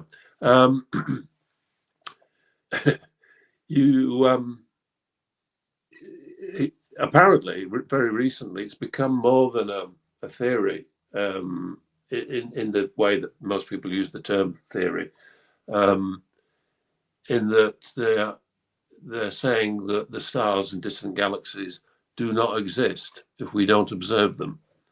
That this Gestalt, this is old. Does a falling tree make a noise if there's no one to hear it and all that? But they're genuinely saying it appears that we are in a simulation, and we are only seeing these stars because they're part of the simulation, and they are not real in any sense of the word. So I think it's fascinating, and these are heavy duty physicists. These are not people playing games on computer games, coming up with alternative explanation for reality. These are heavy duty scientists coming up with it, and again, it's only a way of explaining what we see, and it sort of makes sense.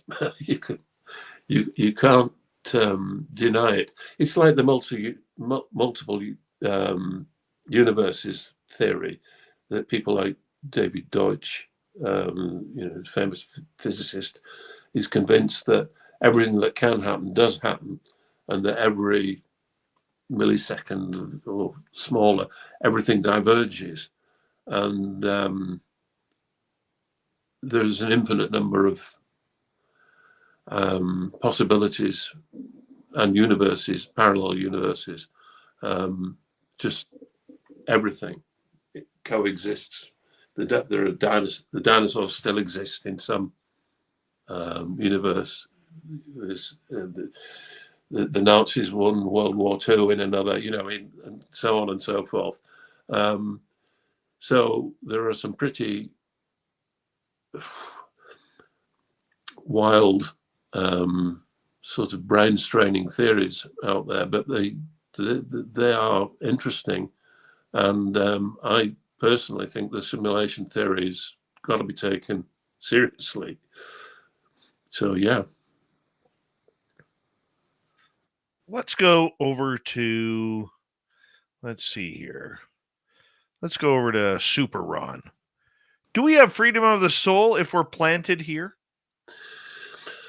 I assume that this is a sort of reference to the debate about free will, or is everything pre-programmed, or are we capable of free will? Because if we aren't capable of free will, we can't be guilty of murder, for example, because it's not our problem, because we were always programmed to do that. It's a philosophical breakpoint as to free will or not. I think the simulation theory people believe there is no such thing as free will, that the game plays out is the way that they look at things. So if there's no freedom of the soul, it's hard to define what an individual is, what a person is. So it's a complicated one, but there's lots of different answers to that.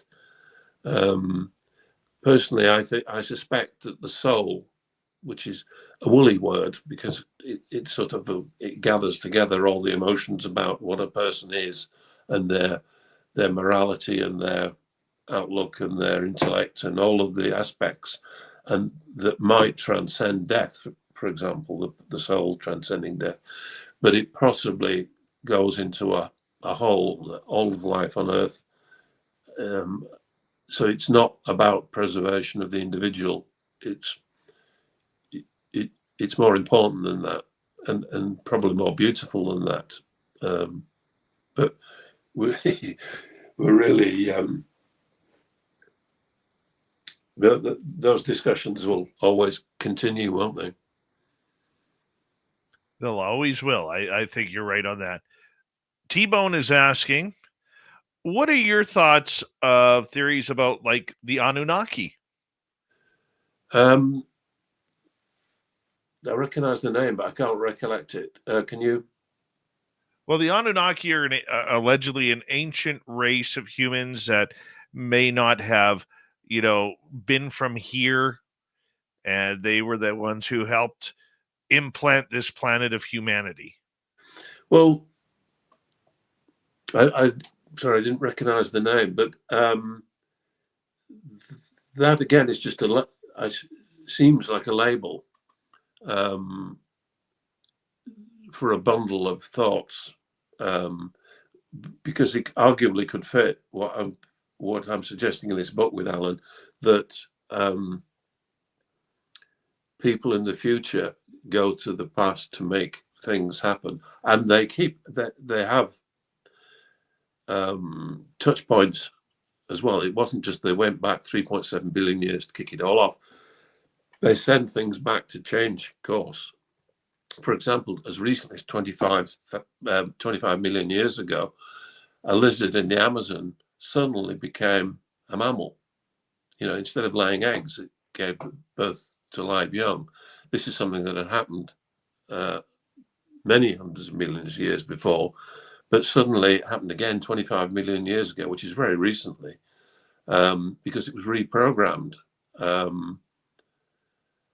possibly by mistake, by the same viruses. But there is this entity, this intelligence that I think are changing us and routing us and controlling us. So this could be just another label to put on that function. So as such, I would agree with it. Yeah. All right, let's move on here to another question. Babylon Rose is asking, why is the moon white now? It used to be yellow.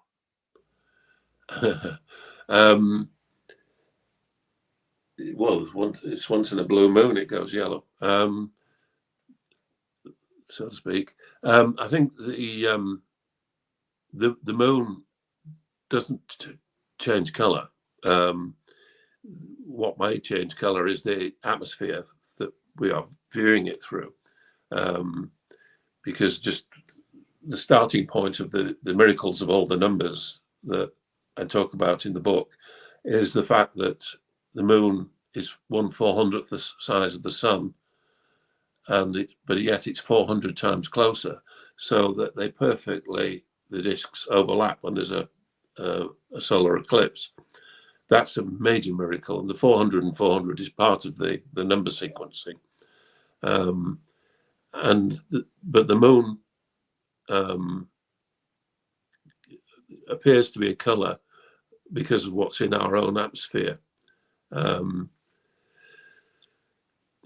no other reason. And of course, it just reflects the sunlight from its surface. Now, what is interesting is that the surface of the moon has got this mega valuable high power energy source lying all over it, and that if we could just bring back tiny amounts of it, we can solve all of our energy problems, big time. It's coated in this extremely powerful energy giving source, but I don't think the moon's changed color as such. Let's move on. We got 4.5 minutes. We got a bunch of questions here. Let's go to Jamie. Chris, if you think we're future aliens, then do you think we, future aliens, came back to seed the planet that we were already on? Let me try and digest that. Well, if we go back to plant the DNA already existed and so it was sent back fully programmed. We weren't there. The humans weren't there. Only bacteria, but the first bacteria that appeared on Earth 3.7 billion years ago was massively complex. I mean, a leading thinker that I quote in the book says that thinking that the earliest bacteria was the first life form on Earth is like saying that the Apple iPhone is the first invented device. You couldn't invent the iPhone without having all sorts of technology. You know, it's massively complex, and the same is true of the first bacteria that arrived. It was super complex, and it couldn't have happened by this lightning bolt hitting the soup. So we potentially were programmed into that DNA that arrived in that bacteria 3.7 billion years ago, already defined where we would be now, but we weren't. But the coding was there. So we are the end product of that program. So it's not that. So it was literally a seed, like an oak tree, you know, comes from a seed, essentially. Humans have come from a seed, and what was planted all that time ago was purely seed, and we are the peak of we're the oak tree at its mightiest. So it is a logical continuum, if that answers the question. All right, let's move on. Let's go to Tartar Sauce. Do you really think the moon is going to fall? No, it's doing the opposite. It's going away, and it has continued to do that over billions of years. It used to be really close, and that really ripped up the continents. It's believed to be what caused the continental drift to start, which released all the minerals and did the Earth a power of good. And it's slowly moving away. I think just 2 or 3 centimeters a year or something. But obviously over millions of years that becomes significant. So it isn't going to fall. The movie Moonfall, which was based on our book, well, I say based, inspired by Roland Emmerich, who built the moon, and he said, you know, it fired his imagination, thinking about the moon being artificial, and he created his movie with the idea of the moon falling into the Earth, but that's complete fiction. It's actually going outwards, and at some far distant point could presumably lose contact with the Earth, but that would be hugely distant. I love it. Hey, Christopher, I want to say thank you for coming on Spaced Out Radio tonight. It's been an absolute pleasure getting your brilliancy on this show, and I hope we can do it again. Okay, that would be really good. I've enjoyed it. Thank you very much, Dave. Well, we asked you a few different questions that you're not used to, so hopefully, you know, next time you're ready for us. Christopher Knight, everybody. Swamp Dweller and Robin Haynes next. You're listening to Spaced Out Radio with your host, Dave Scott.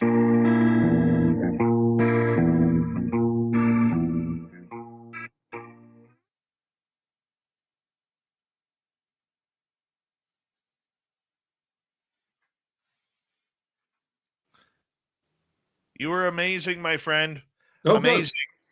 good. Great. Loved it. Glad Thank you you for liked it. waking up early. Okay, good stuff. I enjoyed that. Thanks, Dave. Take care. Okay, bye now. Good night. Christopher Knight, everybody. How awesome was that? We'll be right back.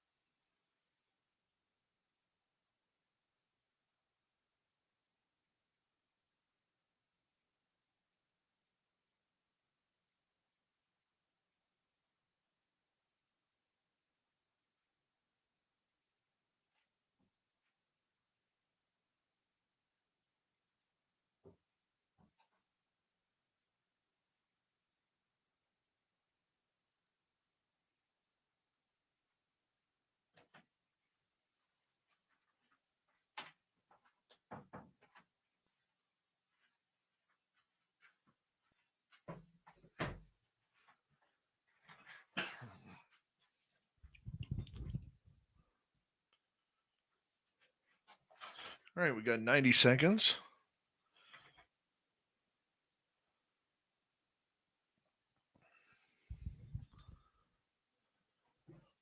Hi, Robin.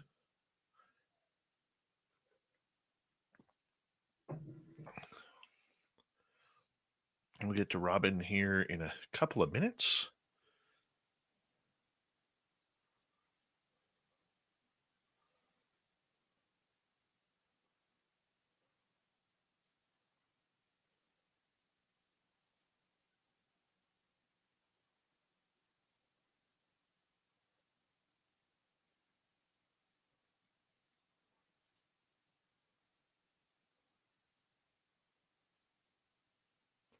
Big thank you to T-Bone and Major Lee for our lone super chats tonight.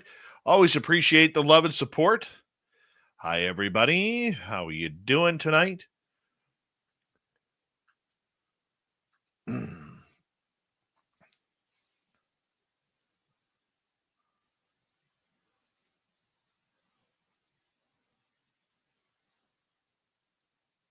We have about 20 seconds.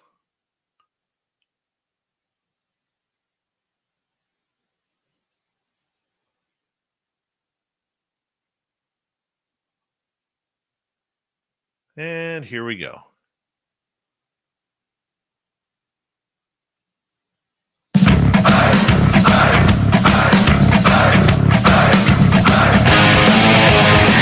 right, it's hard to believe we're already at the third and final hour of Spaced Out Radio tonight. My name is Dave Scott. Man, are we having fun as we continue it on here in hour 3. Thank you very much for tuning us on in wherever you are on this beautiful planet we call Earth. Hello to everyone listening in on our terrestrial affiliates around North America, digitally on every major podcast network. Our website, spacedoutradio.com, we have a plethora of features for you. Rock out to Bumblefoot, read the news wire, check out our swag as well. Follow us on X at Spaced Out Radio, Instagram at Spaced Out Radio Show, and on Patreon in the Space Travelers Club. The Desert Clam has set the password for tonight in the SOR Space Travelers Club. What do you got? Narratology. Narratology is your password. Use it wisely, Space Travelers, as the Clam sets the password each and every night right here on Spaced Out Radio. Let's head to the swamp. Hello and welcome to Spaced Out Radio's Swamp. I'm Swamp Dweller, and tonight I'm going to take you on a mystic journey of the unknown, sharing tales of monsters, legends, and nightmares. Welcome to the Spaced Out Radio Swamp.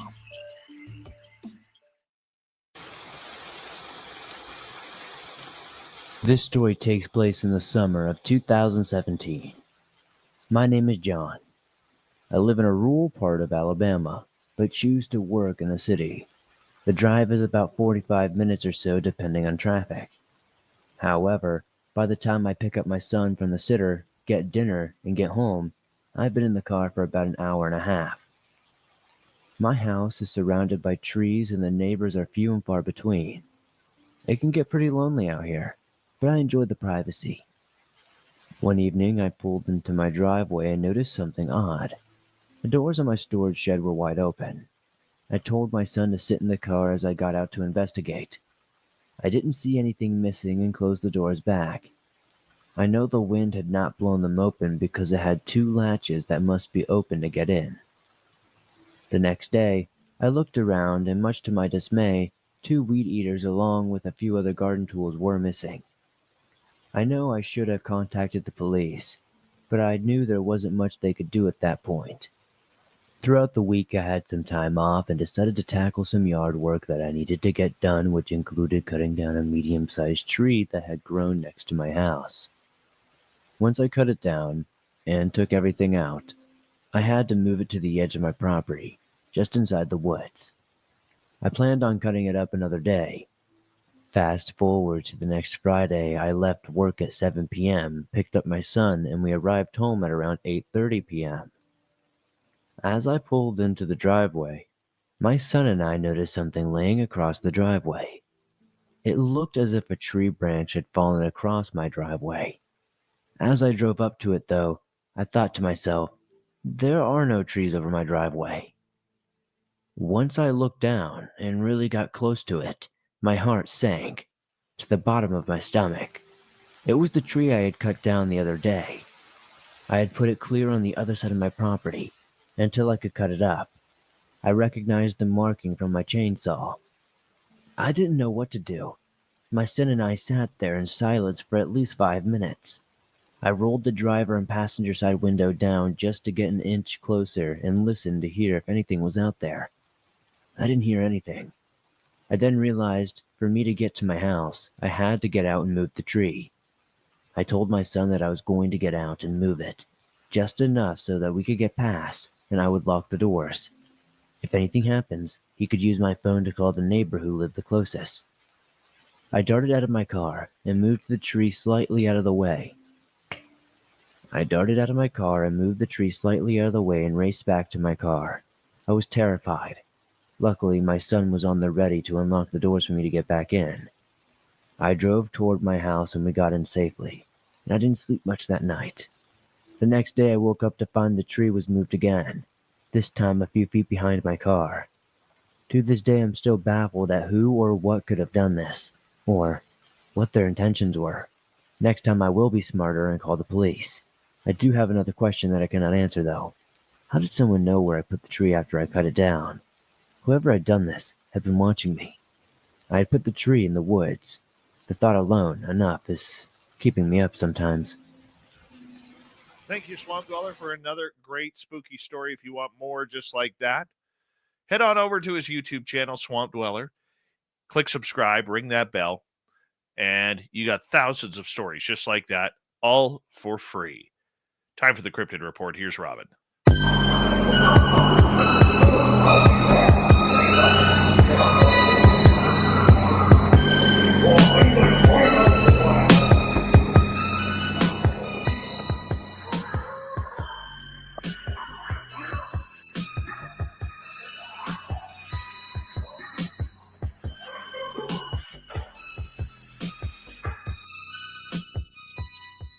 Robin Haynes, good to have you here as we Can't continue. hear you.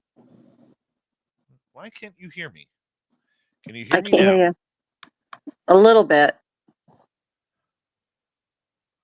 All right. How about now? Can you hear me now? Yep. Now I can. I was There going to tell you, I'm having issues on this end too. So if you lose me, I did not bail on you guys. Are you sure it isn't aliens that are picking you up? You know what? Anything is possible around here. Let's be realistic. And whatever's going on, the dogs would not even go off the porch tonight. Normally, I have to fight them to get them back in the house. They wouldn't even go off my deck. So who knows what's going on? Let's talk about that for a second. There's something we've never talked about before. If you're in Sasquatch area, what happens to your dog? Let's say you're hiking, or you got a hunting dog, or you're just out for a camp and you bring your dog with you and all of a sudden the big guy comes around. What happens? Well, you know, any animal is a high frequency being. So they pick up on the frequency from the Sasquatch. They know instantaneously where they're at, when, how far away they are. It automatically sets them off. In a good way or a bad way, it's going to set them off. They're going to pick it up immediately.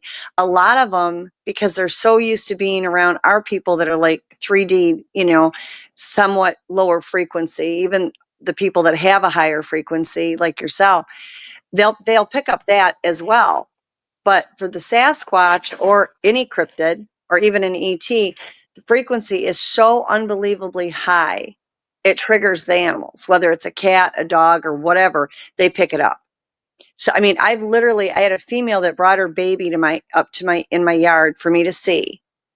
And the neighbor's dog was outside at the time. And my dogs were used to him because they used to come up and pet my dogs and play with my dogs all the time. But the one up the road wasn't used to it. This dog was so terrified. It was under a tree, curled up in a ball, shaking like it was having convulsions. Then if they, for whatever reason, the Sasquatch happens to be nervous about the dog or think the dog's going to be ill-intended where it would bite at them or their kids or whatever, and they zap them, they can stop them and drop them in a heartbeat doing that.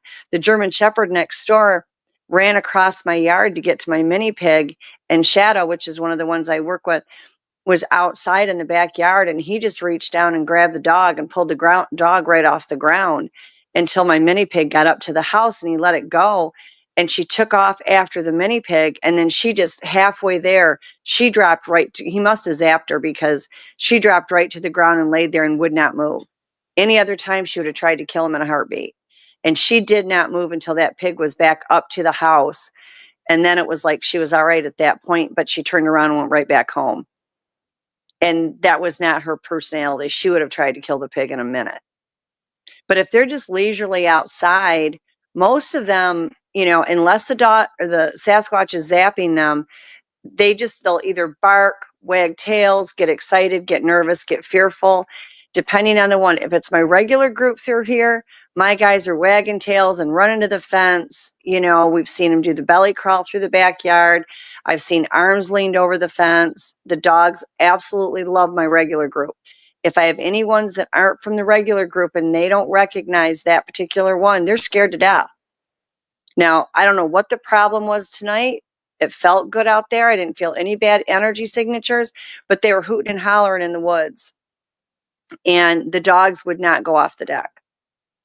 Normally, I'm calling and calling, trying to coax everybody back in, and they would not even go off the deck. So I don't know what they were doing back there. I didn't pick up anything bad at all. So whatever they were doing, it was all amongst them. I heard them rumbling in the woods and I heard noise in the bushes, but I didn't pick up anything negative going on. And the dogs didn't seem afraid. They just didn't want to be out there. Like they weren't shaking. They didn't have their tails tucked, but they were not stepping off the deck. And that's unusual for them. I remember Samantha Mowat telling me that ETs don't like aliens or don't like dogs. They have a thing against dogs. I'm wondering, do you think Sasquatch is anti-dog as well, knowing that they are, for the most part, protectors of people? I have a little bit different take than a lot of people. I've heard so many people say how they hate dogs. They kill them all the time. They hate them. That is not my experience with any group I have ever worked with, and I'll explain why. They are fine with the dogs as long as the dogs aren't barking at them, chasing them, trying to get them up in a tree. That's a whole different ball game. If the dogs are not bothering anybody, if they're being friendly, if they're not chasing them, if they're standing there barking and barking and barking or trying to get them to take off or making a go at them, they're going to zap them. If they were doing that to us, we would defend ourselves. But just to have them out there, they don't bother them. The zapping I'm referring to is they take the frequency and the energy from their body and they basically throw it, just like they do to us humans, our type humans. That's all frequency and energy. So they take the energy in their body and it's like they throw it. They can pick where they want it, who they want it. I've had people standing next to me get dropped to the ground and I had nothing go on because they didn't zap me. They zapped the person next to me. They have complete control over it. They have complete control over how strong it is. It can be anything that from give you a headache, make you nauseated, vomit, to a heart attack. I know people that have gotten zapped hard enough where they've actually wet themselves. So it depends on the Sasquatch. It depends on what cryptid you're dealing with and what they want done on the target that they're zapping. But they will zap at the dogs if they're trying to be aggressive. That neighbor's dog that went up when Sadie had the baby out, that was an aggressive dog. I called the neighbors, I don't know how many times, and said, keep it out of my yard because it tries to go at me. It goes at my animals, everything. It was aggressive. And she was not about to let that dog near that baby. But yet my dogs were out and there was absolutely no problem. I have always had a large number of dogs. I currently have 14 dogs right now. They have never zapped my dogs. They have never tried to harm my dogs. I've seen them interact with the dogs. I've seen them pick up my dogs. They have never hurt them in any way, shape, or form. Ever in my lifetime have they done anything to hurt my animals. They don't bother my mini pigs. They don't bother my cats. I just don't have any issue with them. But, I've always told them, these are like my children. I don't hurt your children. You don't hurt my children. I don't hurt your pets. You don't hurt my pets. They have animals out in the woods that they use as pets, just like we do. They use coyotes as pets, raccoons as pets, possums as pets. If there's a stray dog out there, they become a pet. And the agreement I have with them is they don't hurt mine and I don't hurt theirs. But I have had them when people have dropped off hound dogs, and the hound dogs will try to get them up in a tree or go after them, and they've had to kill them. And it's really sad because it's awful to hear it when it happens, but they tried for days to avoid it. They zapped these dang hounds. They did everything under the sun, and these hounds just kept coming and coming and coming. And quite honestly, if it was my kids or my grandkids that were outside and they were being attacked by these dogs, I would react the same way. But if you have an animal that is not trying to harm them physically, they don't seem to bother them at all. Some of them, like my dogs, love them. I don't have that issue. But like I said, I don't know what they were doing out there. They didn't act scared, but they didn't want to be out with them tonight. Is it the creature that scares the dogs? And I'll tell you this. Up near one of the mountains here, there is an old trapper who had a couple of big Rottweilers. And he told a friend of mine that his dogs had been around black bears, been around grizzlies, been around mountain lions in that area. The dogs would bark. They would do their thing that dogs do to keep the owner safe, so on and so forth. They'd even had encounters with Sasquatch. Dogs weren't bothered by him. But this one night, his big dogs were so scared, and these Rottweilers probably 110, 120 pounds, big dogs. Yeah. They were so scared, they were afraid to go on the grass in their yard and actually urinated themselves on the patio of this gentleman's home. And he said there was weird sounds going on in the forest. Would that be a different maybe breed of Sasquatch, a different breed of other cryptid, maybe a dog man or something along those lines? Very possible. The other thing too is just like, and we've talked about before, everything is frequency. Okay. So if the dog, whatever's out there, whatever cryptid it is, okay, they're going to scan it just like they do us. And if the intent of the dog is coming off where, okay, I'm a guard dog, you're different, because the frequency of these cryptids are going to set them off because it's a higher frequency than one of our type of humans. That'll set them off first. If they don't know what it is, it's just like if a stranger comes to your door, your dog goes into protection mode. If they try the protection mode thing with the Sasquatch, if that Sasquatch believes that the intent of that dog is to make a go at them, they're going to zap them. They're going to do exactly what happened with those Rottweilers. Now, Rottweilers, my son raised them for years when he lived at home. Love the breed. We had very good luck with them, but they are primarily a guard dog. So if they're outside and they see or they feel that frequency coming in and it's at a much higher level with them, it's not one they recognize. It could be a different Sasquatch than what's normally around there.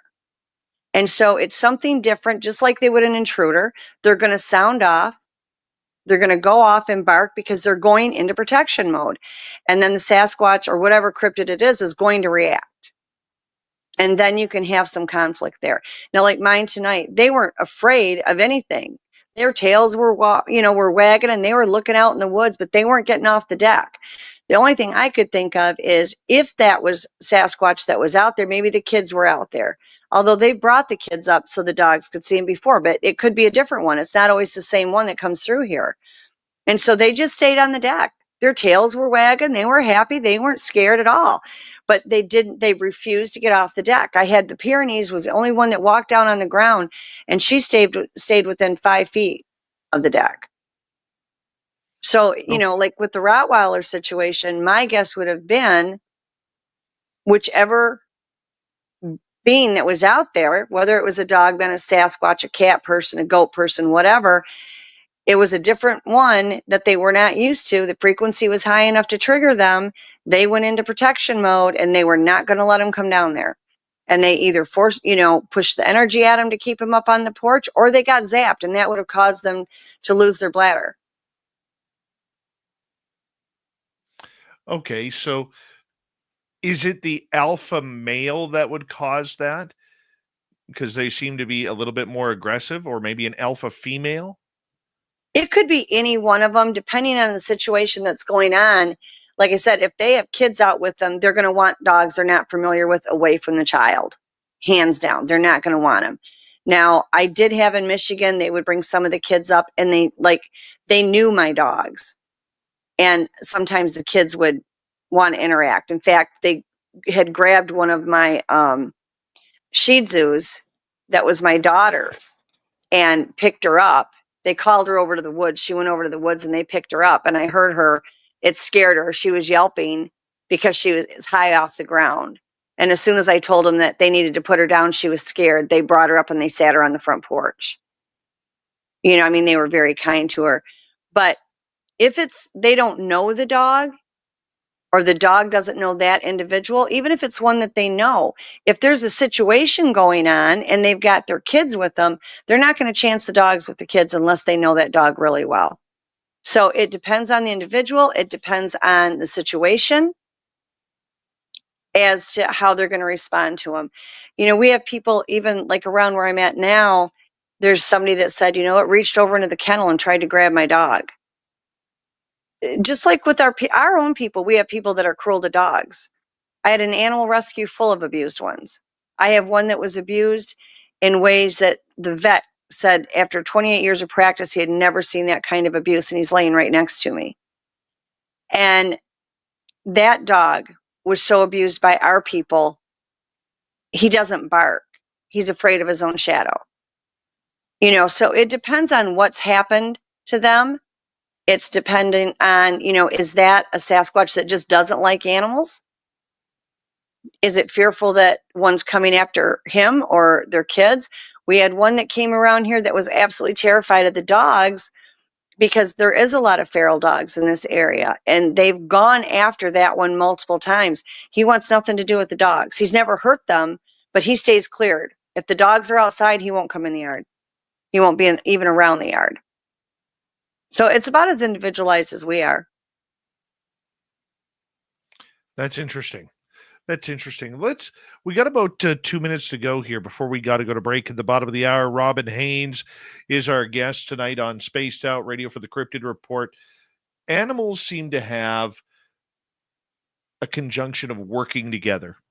Whether it's cats. Are there any house pets that Sasquatch or any other cryptid adore? Do you know, I don't really know because I've not had them not get along with mine. You know, one of my mini pigs had gotten loose and I couldn't find him. And our woods are so filled with venomous snakes. I didn't want to be walking far back in the woods. And I asked them to bring him back. And it was like 10 minutes later and he come running out of that woods like his butt was on fire. So they shipped him back. They even put on the ground, they made little arrows pointing to the door, and they put a ground X outside the door because ground X's mean welcome. So, I mean, you've got your uprights that mean stay out, but the ground ones, the smaller ones on the ground mean welcome, and made a little path for him to come back in. You know, they were tremendous with them. I've not had any problems with them, with any of my animals, cats, dogs, anything. I have one cat that every time that cat gets outside, it goes right for the portal. And I've had to, you know, tell him, I'm not going in the portal, get the cat. I need the cat back.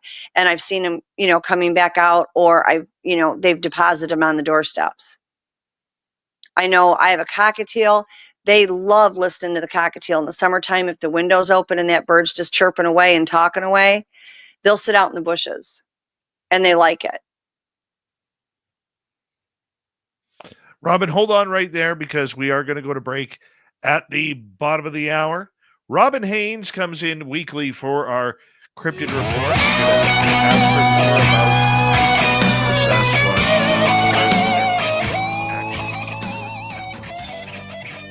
Sasquatch. This is Spaced Out Radio and your host, Dave Scott.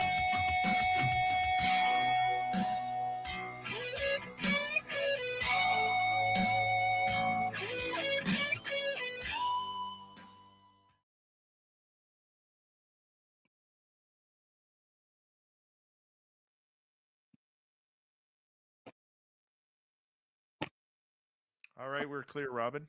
Yeah, I can't hear you again. We are clear. Yeah, I don't know why I can't hear. It's almost like you're on mute. And then when I do hear you, you're really faint. Weird. I know. I don't know what the deal is. Do you have earbuds in? No, I don't normally need them. And I've got the volume up. Everything's how it always is. Can you hear me okay? Oh, you're beautiful. Yeah. Oh, we got our final speaker for the conference. Who's that? We have because Jackie Harmon was going to do it, but then she had an appointment she couldn't get out of. So I'm going to try to get her for next year. But we have Daniel Becker from the Cryptid Wilderness Research. I am so excited. He's a personal friend. He's absolutely the sweetest thing ever. You're going to love him. Oh, beautiful. So we're blessed he can come.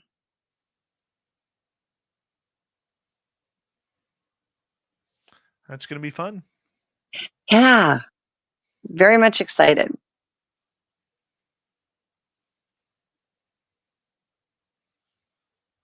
All right. I can't wait. I need a vacation so bad. Oh, yeah. No, we're going to have a good time. We will definitely have a good time.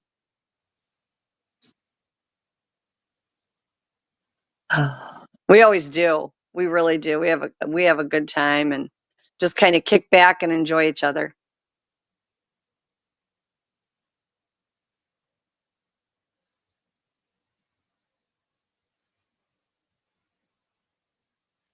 I think it'll be great. Can't wait to get there. I know it's going to be awesome. So, but I'm glad Daniel could come. I wanted to ask him this year anyway, and then I was booked, and then we had that one opening, and you had told me about Jackie, and I thought, okay, great, we've got another female researcher. This will be awesome. And she was going to, but then she couldn't. She had an appointment she couldn't get out of. So I'd like to see her come even next year. Yeah. If she could. And so it just worked out. And so I asked Daniel right away, and he's like, well, let me see if I can. So we're really thrilled that he's coming. He partners up with William Lunsford and Stephen Hill.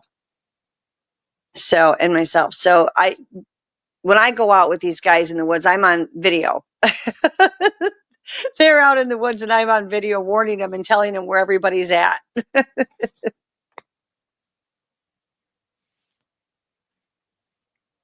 think it's great. Yeah, Christian and I were talking about it the other night. I can't wait just to get together and hang out. Yeah.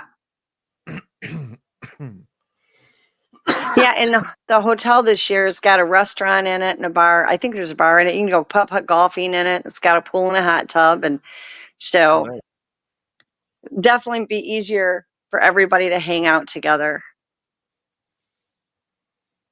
And then we have our speaker dinner on Saturday night. So that's fun. That was fun last year. Yeah, we had a good time. First restaurant I had ever been in that had tornado safe spot signs on the bathtub. Nebraska is like the worst weather capital of the world. I've never seen anything like it. Right? The winds. I've never been in anything that had that much wind in it. It was absolute insanity. Well, we'll get there this year. But come high water, we'll get there. Yes. We're going to monitor you the whole way. You cannot be left unattended. Oh, it'll be fun. It'll be fun.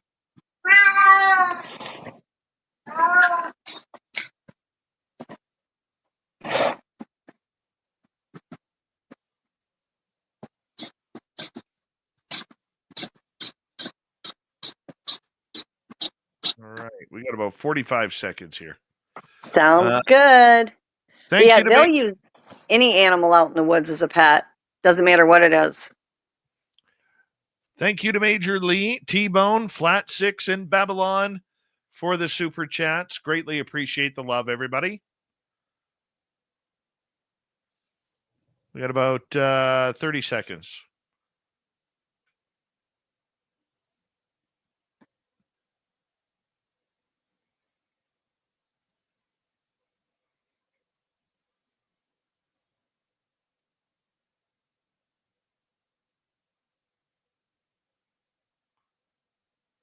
All right, coming up.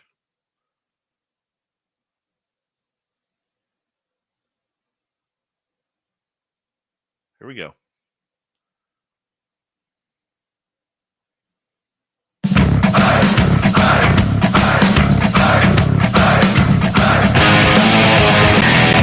we go, final half hour of Spaced Out Radio. Robin Haynes is our guest with Cryptid Report. My name is Dave Scott. We're greatly appreciative of all of you being here, tuning us in the wild world of whoa. Want to remind you that if you've missed most of this show or others, you can always check out our free archives on YouTube or any major podcast network. Our website, spacedoutradio.com. We have a plethora of features for you. Rock out to Bumblefoot, read the news wire, check out our swag as well.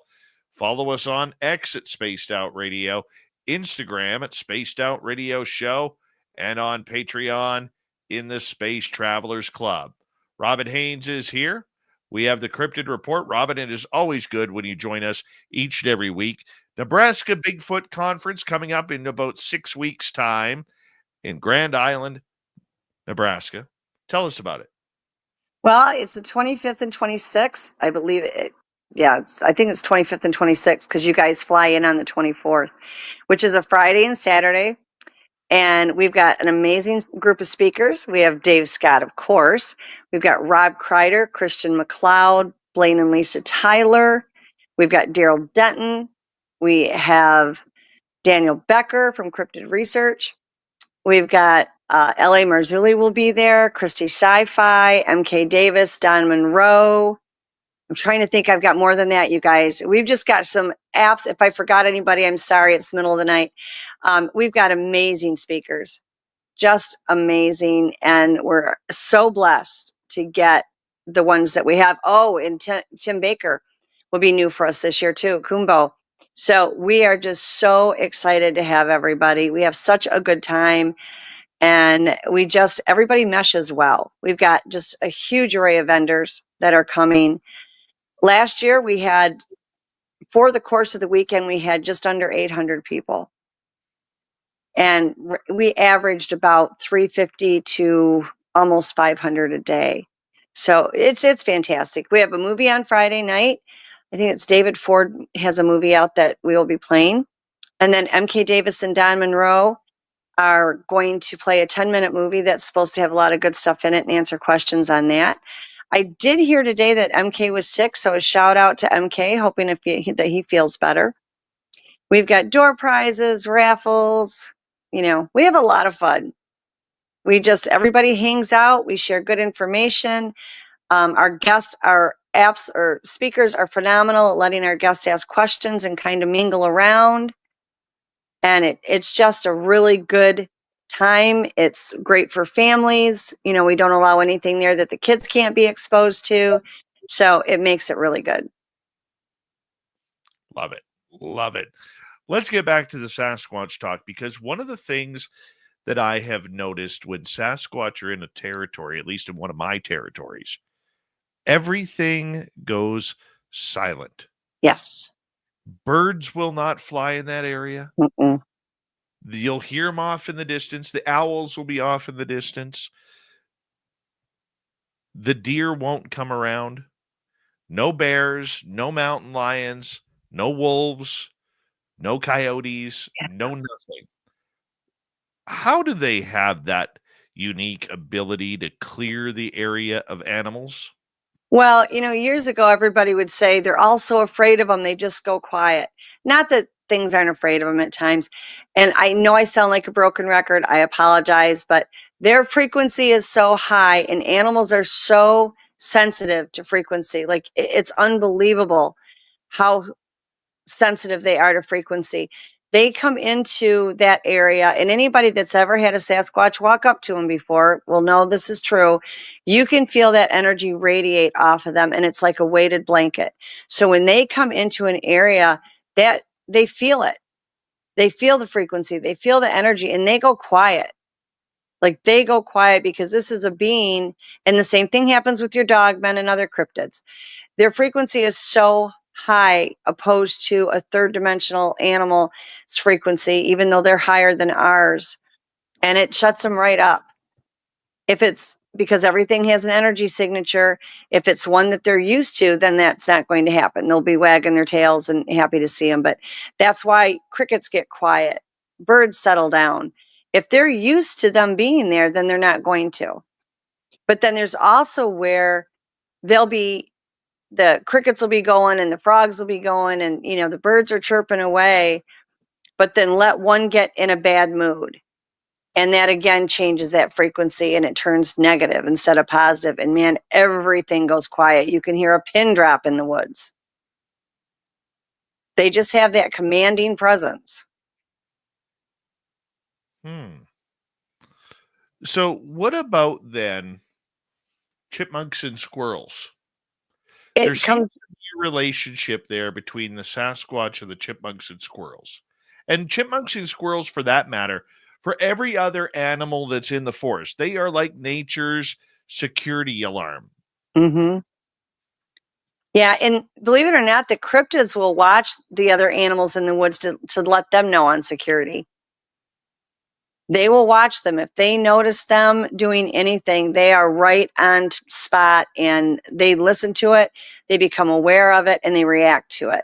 They used to have 3 raccoons that they would send in every night when I used to feed them, and they would check the food over. They'd never eat it, but they'd check the buckets over, they'd check the food, make sure it was safe for the Sasquatch, and then the biggest raccoon would go to the top of the tree and screech in the direction that they would come in, and then it would come down, and all 3 of them would leave, never touching the food, and it was a matter of minutes, and the Sasquatch came in.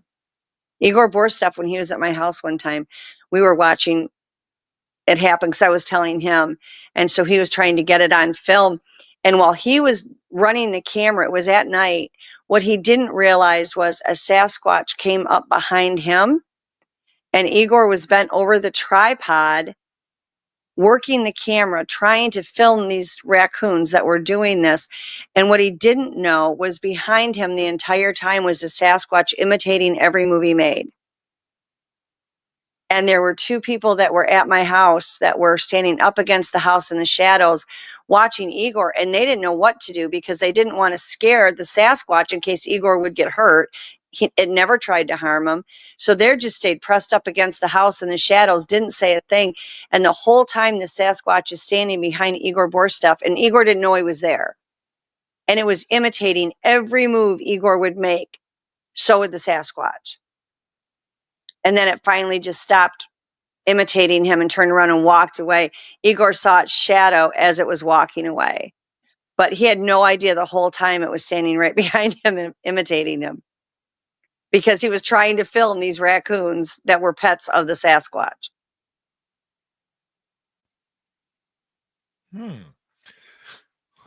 What type of relationship do these creatures have? Or let me rephrase that, because I'm a little confused on how to follow this up. Do the other cryptids that are out there, whether it's Dogman, Goatman, whatever it may be, the gnomes, the little people, do they have the same type of relationship with the forest dwelling animals as well? The dogmen have been seen rarely with a pet from the woods. I wouldn't rule it out, but it's absolutely not as common. And, the goat people are the same way. All the way down the line, the cryptids, the ones that are most in tune with the animals seem to be the Sasquatch. It is not impossible for the other ones to build a relationship with other animals at all. And they do listen to them. They do react to them when they react. However, Sasquatch seems to be more into having pets, so to speak. You know, it's like they love the horses, they love the livestock.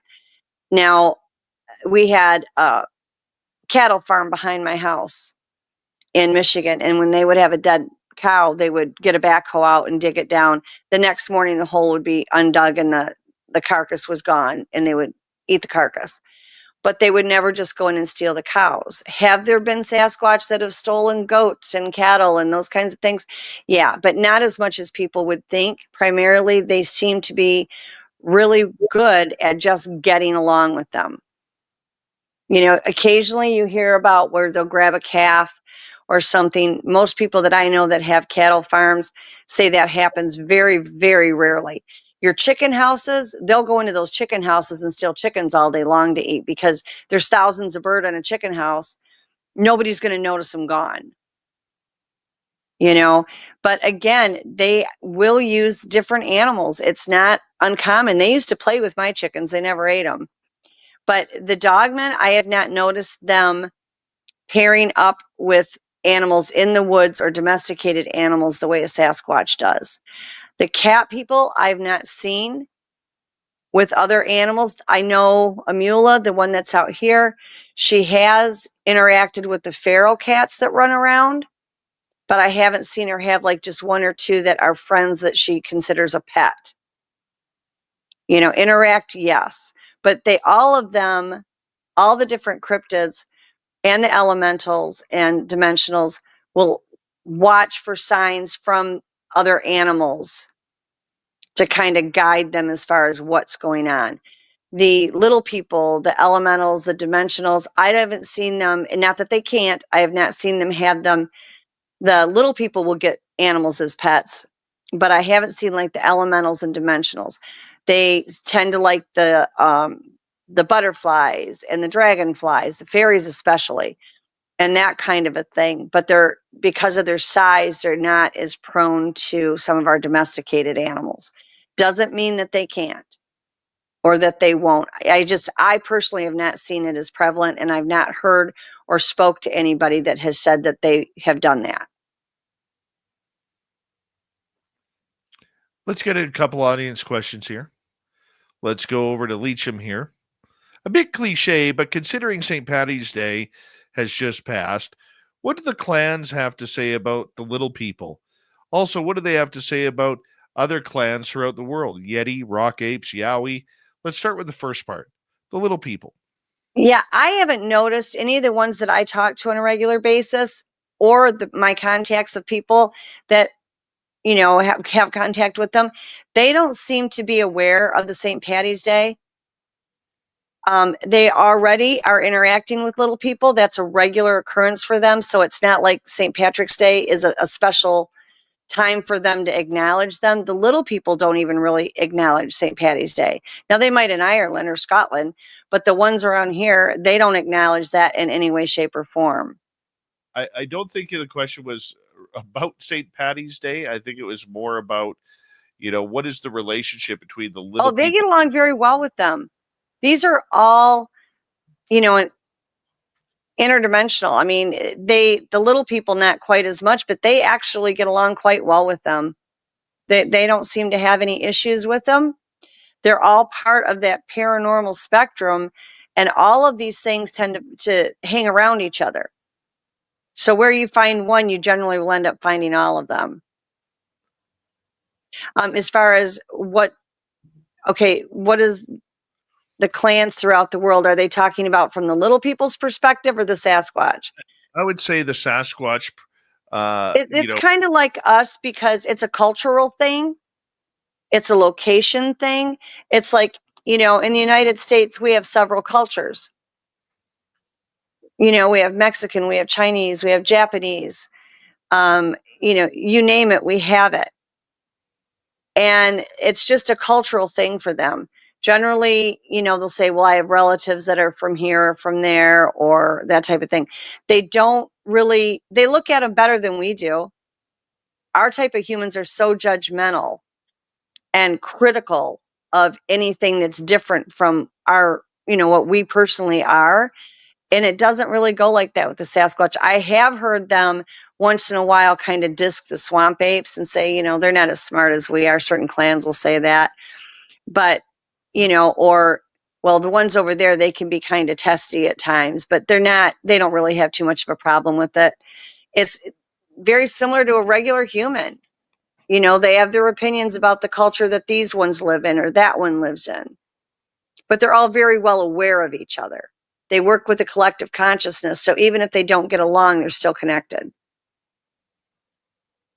Excellent. Okay. But it would be impossible for, let's say, a Sasquatch in Washington State to connect with a Yowie in Australia, much like it would be hard to connect a person where you are and me in British Columbia without the technology to do so. Like, we're not even going to know that they even exist. No, not at all. They connect. When you work with the collective consciousness, there is no time and space. It's through the consciousness. It automatically connects. It's just like the ones in Russia from when I did the conference in Russia and Siberia, they still contact me. When you are working through telepathy and mind speak, there is no space. At best, if they're doing it and they're like maybe 10 foot in the bushes, you feel like they're a little bit closer, but there is no space through the collective consciousness. So they are still all on the same wavelength. They can contact anybody they want, and they do. Like, I've even asked them questions about what, different ones in different states or different locations, and they can ping in on them in a heartbeat. It's not like with us where when we're using technology, we're not using our consciousness, we're using technology. They aren't using technology. They're contacting each other through the collective. That's like if you are out in the woods and it goes out there thinking that they're going to bag a Bigfoot, which I hate the thought of. But if they are, you're not just dealing with one. Because as soon as they sound off, anything goes wrong with them, it's through the collective. And that's why they come in a heartbeat. They are all bound together through that. That's why their people do so well and our people fail. Because we're not working through the collective. They work through the law of Ra, which is the law of one, because they're connected through the consciousness, whether they like each other or not. So yeah, there's no space when it comes to mind speak.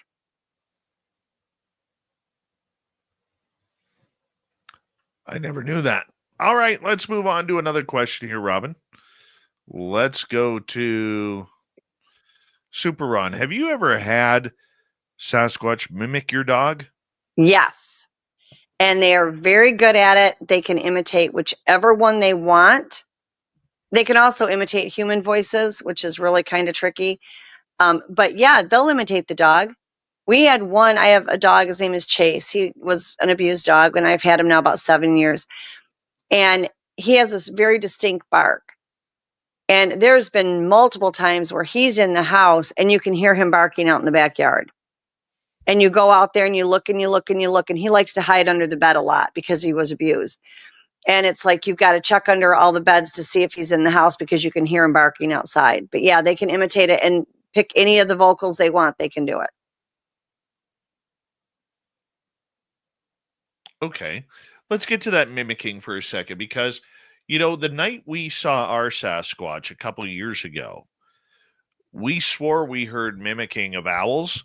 Mm-hmm. We swore because it sounded like an owl, but just not quite. It's an owl with a deep voice. Yeah, they used to. If I recall, I'm sorry. Go ahead, Dave. What? If I recall ours, it wasn't a very smooth whooping by the owls, or hoo-hooing, or whatever you want to call it. Mm-hmm. Yeah, when I was in Michigan, we would have 3 and 4 feet of snow on the ground, and I would hear bullfrogs. And I would hear the owl sounds, and the ones I would hear, it was just too open of a sound. It was the right sound, but it just sounded like it came out of something with a large chest cavity. So it was more open, like you'll hear an owl sound and you can kind of get an idea if it's big, little, whatever. It's like this enormous owl. And one would go off and then another one would go off on the other side of the property, or then another one would sound off from the back. And the next thing you know, you've got 10 owls surrounding you making owl noises. There's just a little bit of a variation because they're so loud that it sounds different.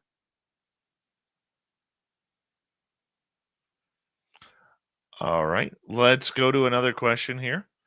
This one we will go to Paramarv. Do the forest people ever discuss what's on the other side of the portals they use? Are they going to avoid to another similar dimension of our Earth or another planet? They don't know. To me, other people might have a different experience. To me, they rarely will talk about it. If I ask a question about it, they seem to be pretty good about wanting to answer it. And as far as like on another planet, they will say, not a lot of them will leave planet. They'll go in other dimensions, or they'll say, no, I went to another plane. There are certain ones that talk about going to the plane that Jesus is on and sitting and talking with Jesus. There are some that will say, I'm going in the portal. I'm going to be here. Or I went there. Or, I had one that came to my house that was out of Texas. And he left my house and a friend of mine called me and said, yeah, he's over here. And I'm like, well, 2 minutes ago, he was at my place, so they will talk about it, but normally it's because I've asked the question, unless something really exciting has happened to them and then they'll mention it. But normally if I ask the question, they'll respond to it. Robin, we got to cut it out there because it's time for us to say goodnight. Man, that part flew on by. Thank you very much, Robin Haynes, with our Cryptid Report. We will get to talk to her next weekend, or next week, I should say. And of course, Nebraska Bigfoot Conference. It's the final weekend of April. I will be there. Many other great speakers will be there. Robin will be there in Grand Island, Nebraska. Just Google NebraskaBigfootConference.com. You'll get your darn good.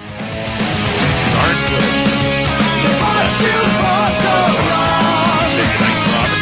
And hello to Mr. Ron Bumblefoot. Rocking in the background with his brother.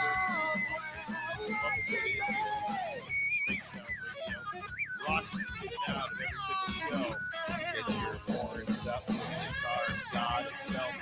Special thanks to everybody at work, at home, in your cars, wherever you may be. Thank you to everyone in our chat room.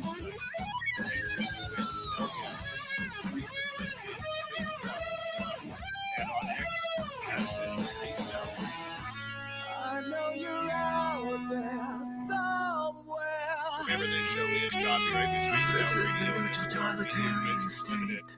Thank you so much for waiting for you to break. Just together, my don't friends. make a mistake. We're watching. Mr. Bumblefoot.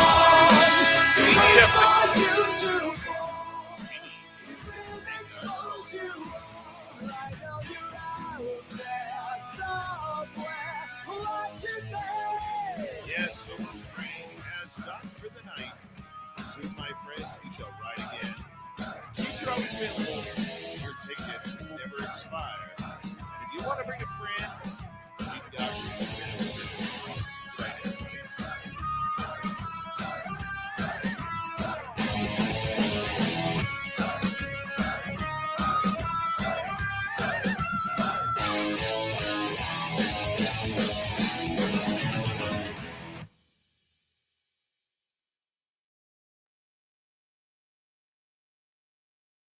All right, Robin, thank you. Yeah, I am so sorry I interrupted you before, Dave. I can't hear you, so I couldn't tell you were talking. That's okay. It's all Well, good. I don't like doing that to you. But we'll see you next week, sweetheart. We'll see you next week. Take care. Love you. Bye-bye. You too. Bye-bye. Robin Haynes, everybody. I got some work to do behind the scenes, so we're going to call it the night here. Tomorrow night, it's Ghost of the Great White North. Merle will not be here. I'll be hosting it with some special guests tomorrow night. I'll fill you in who they are at that point. I got to go try and figure out a printer here. I bought a printer, and it will not hook up to my computer. Yeah. It says install the app on your computer, and you click the button and it doesn't go. So I got to go figure that out. You guys have a great night. Thank you to T-Bone. Thank you to Major Lee. Thank you to Flat Six. And thank you to Babylon Rose. And the rest of you, thank you for your thumbs up. If you haven't already, we would appreciate it.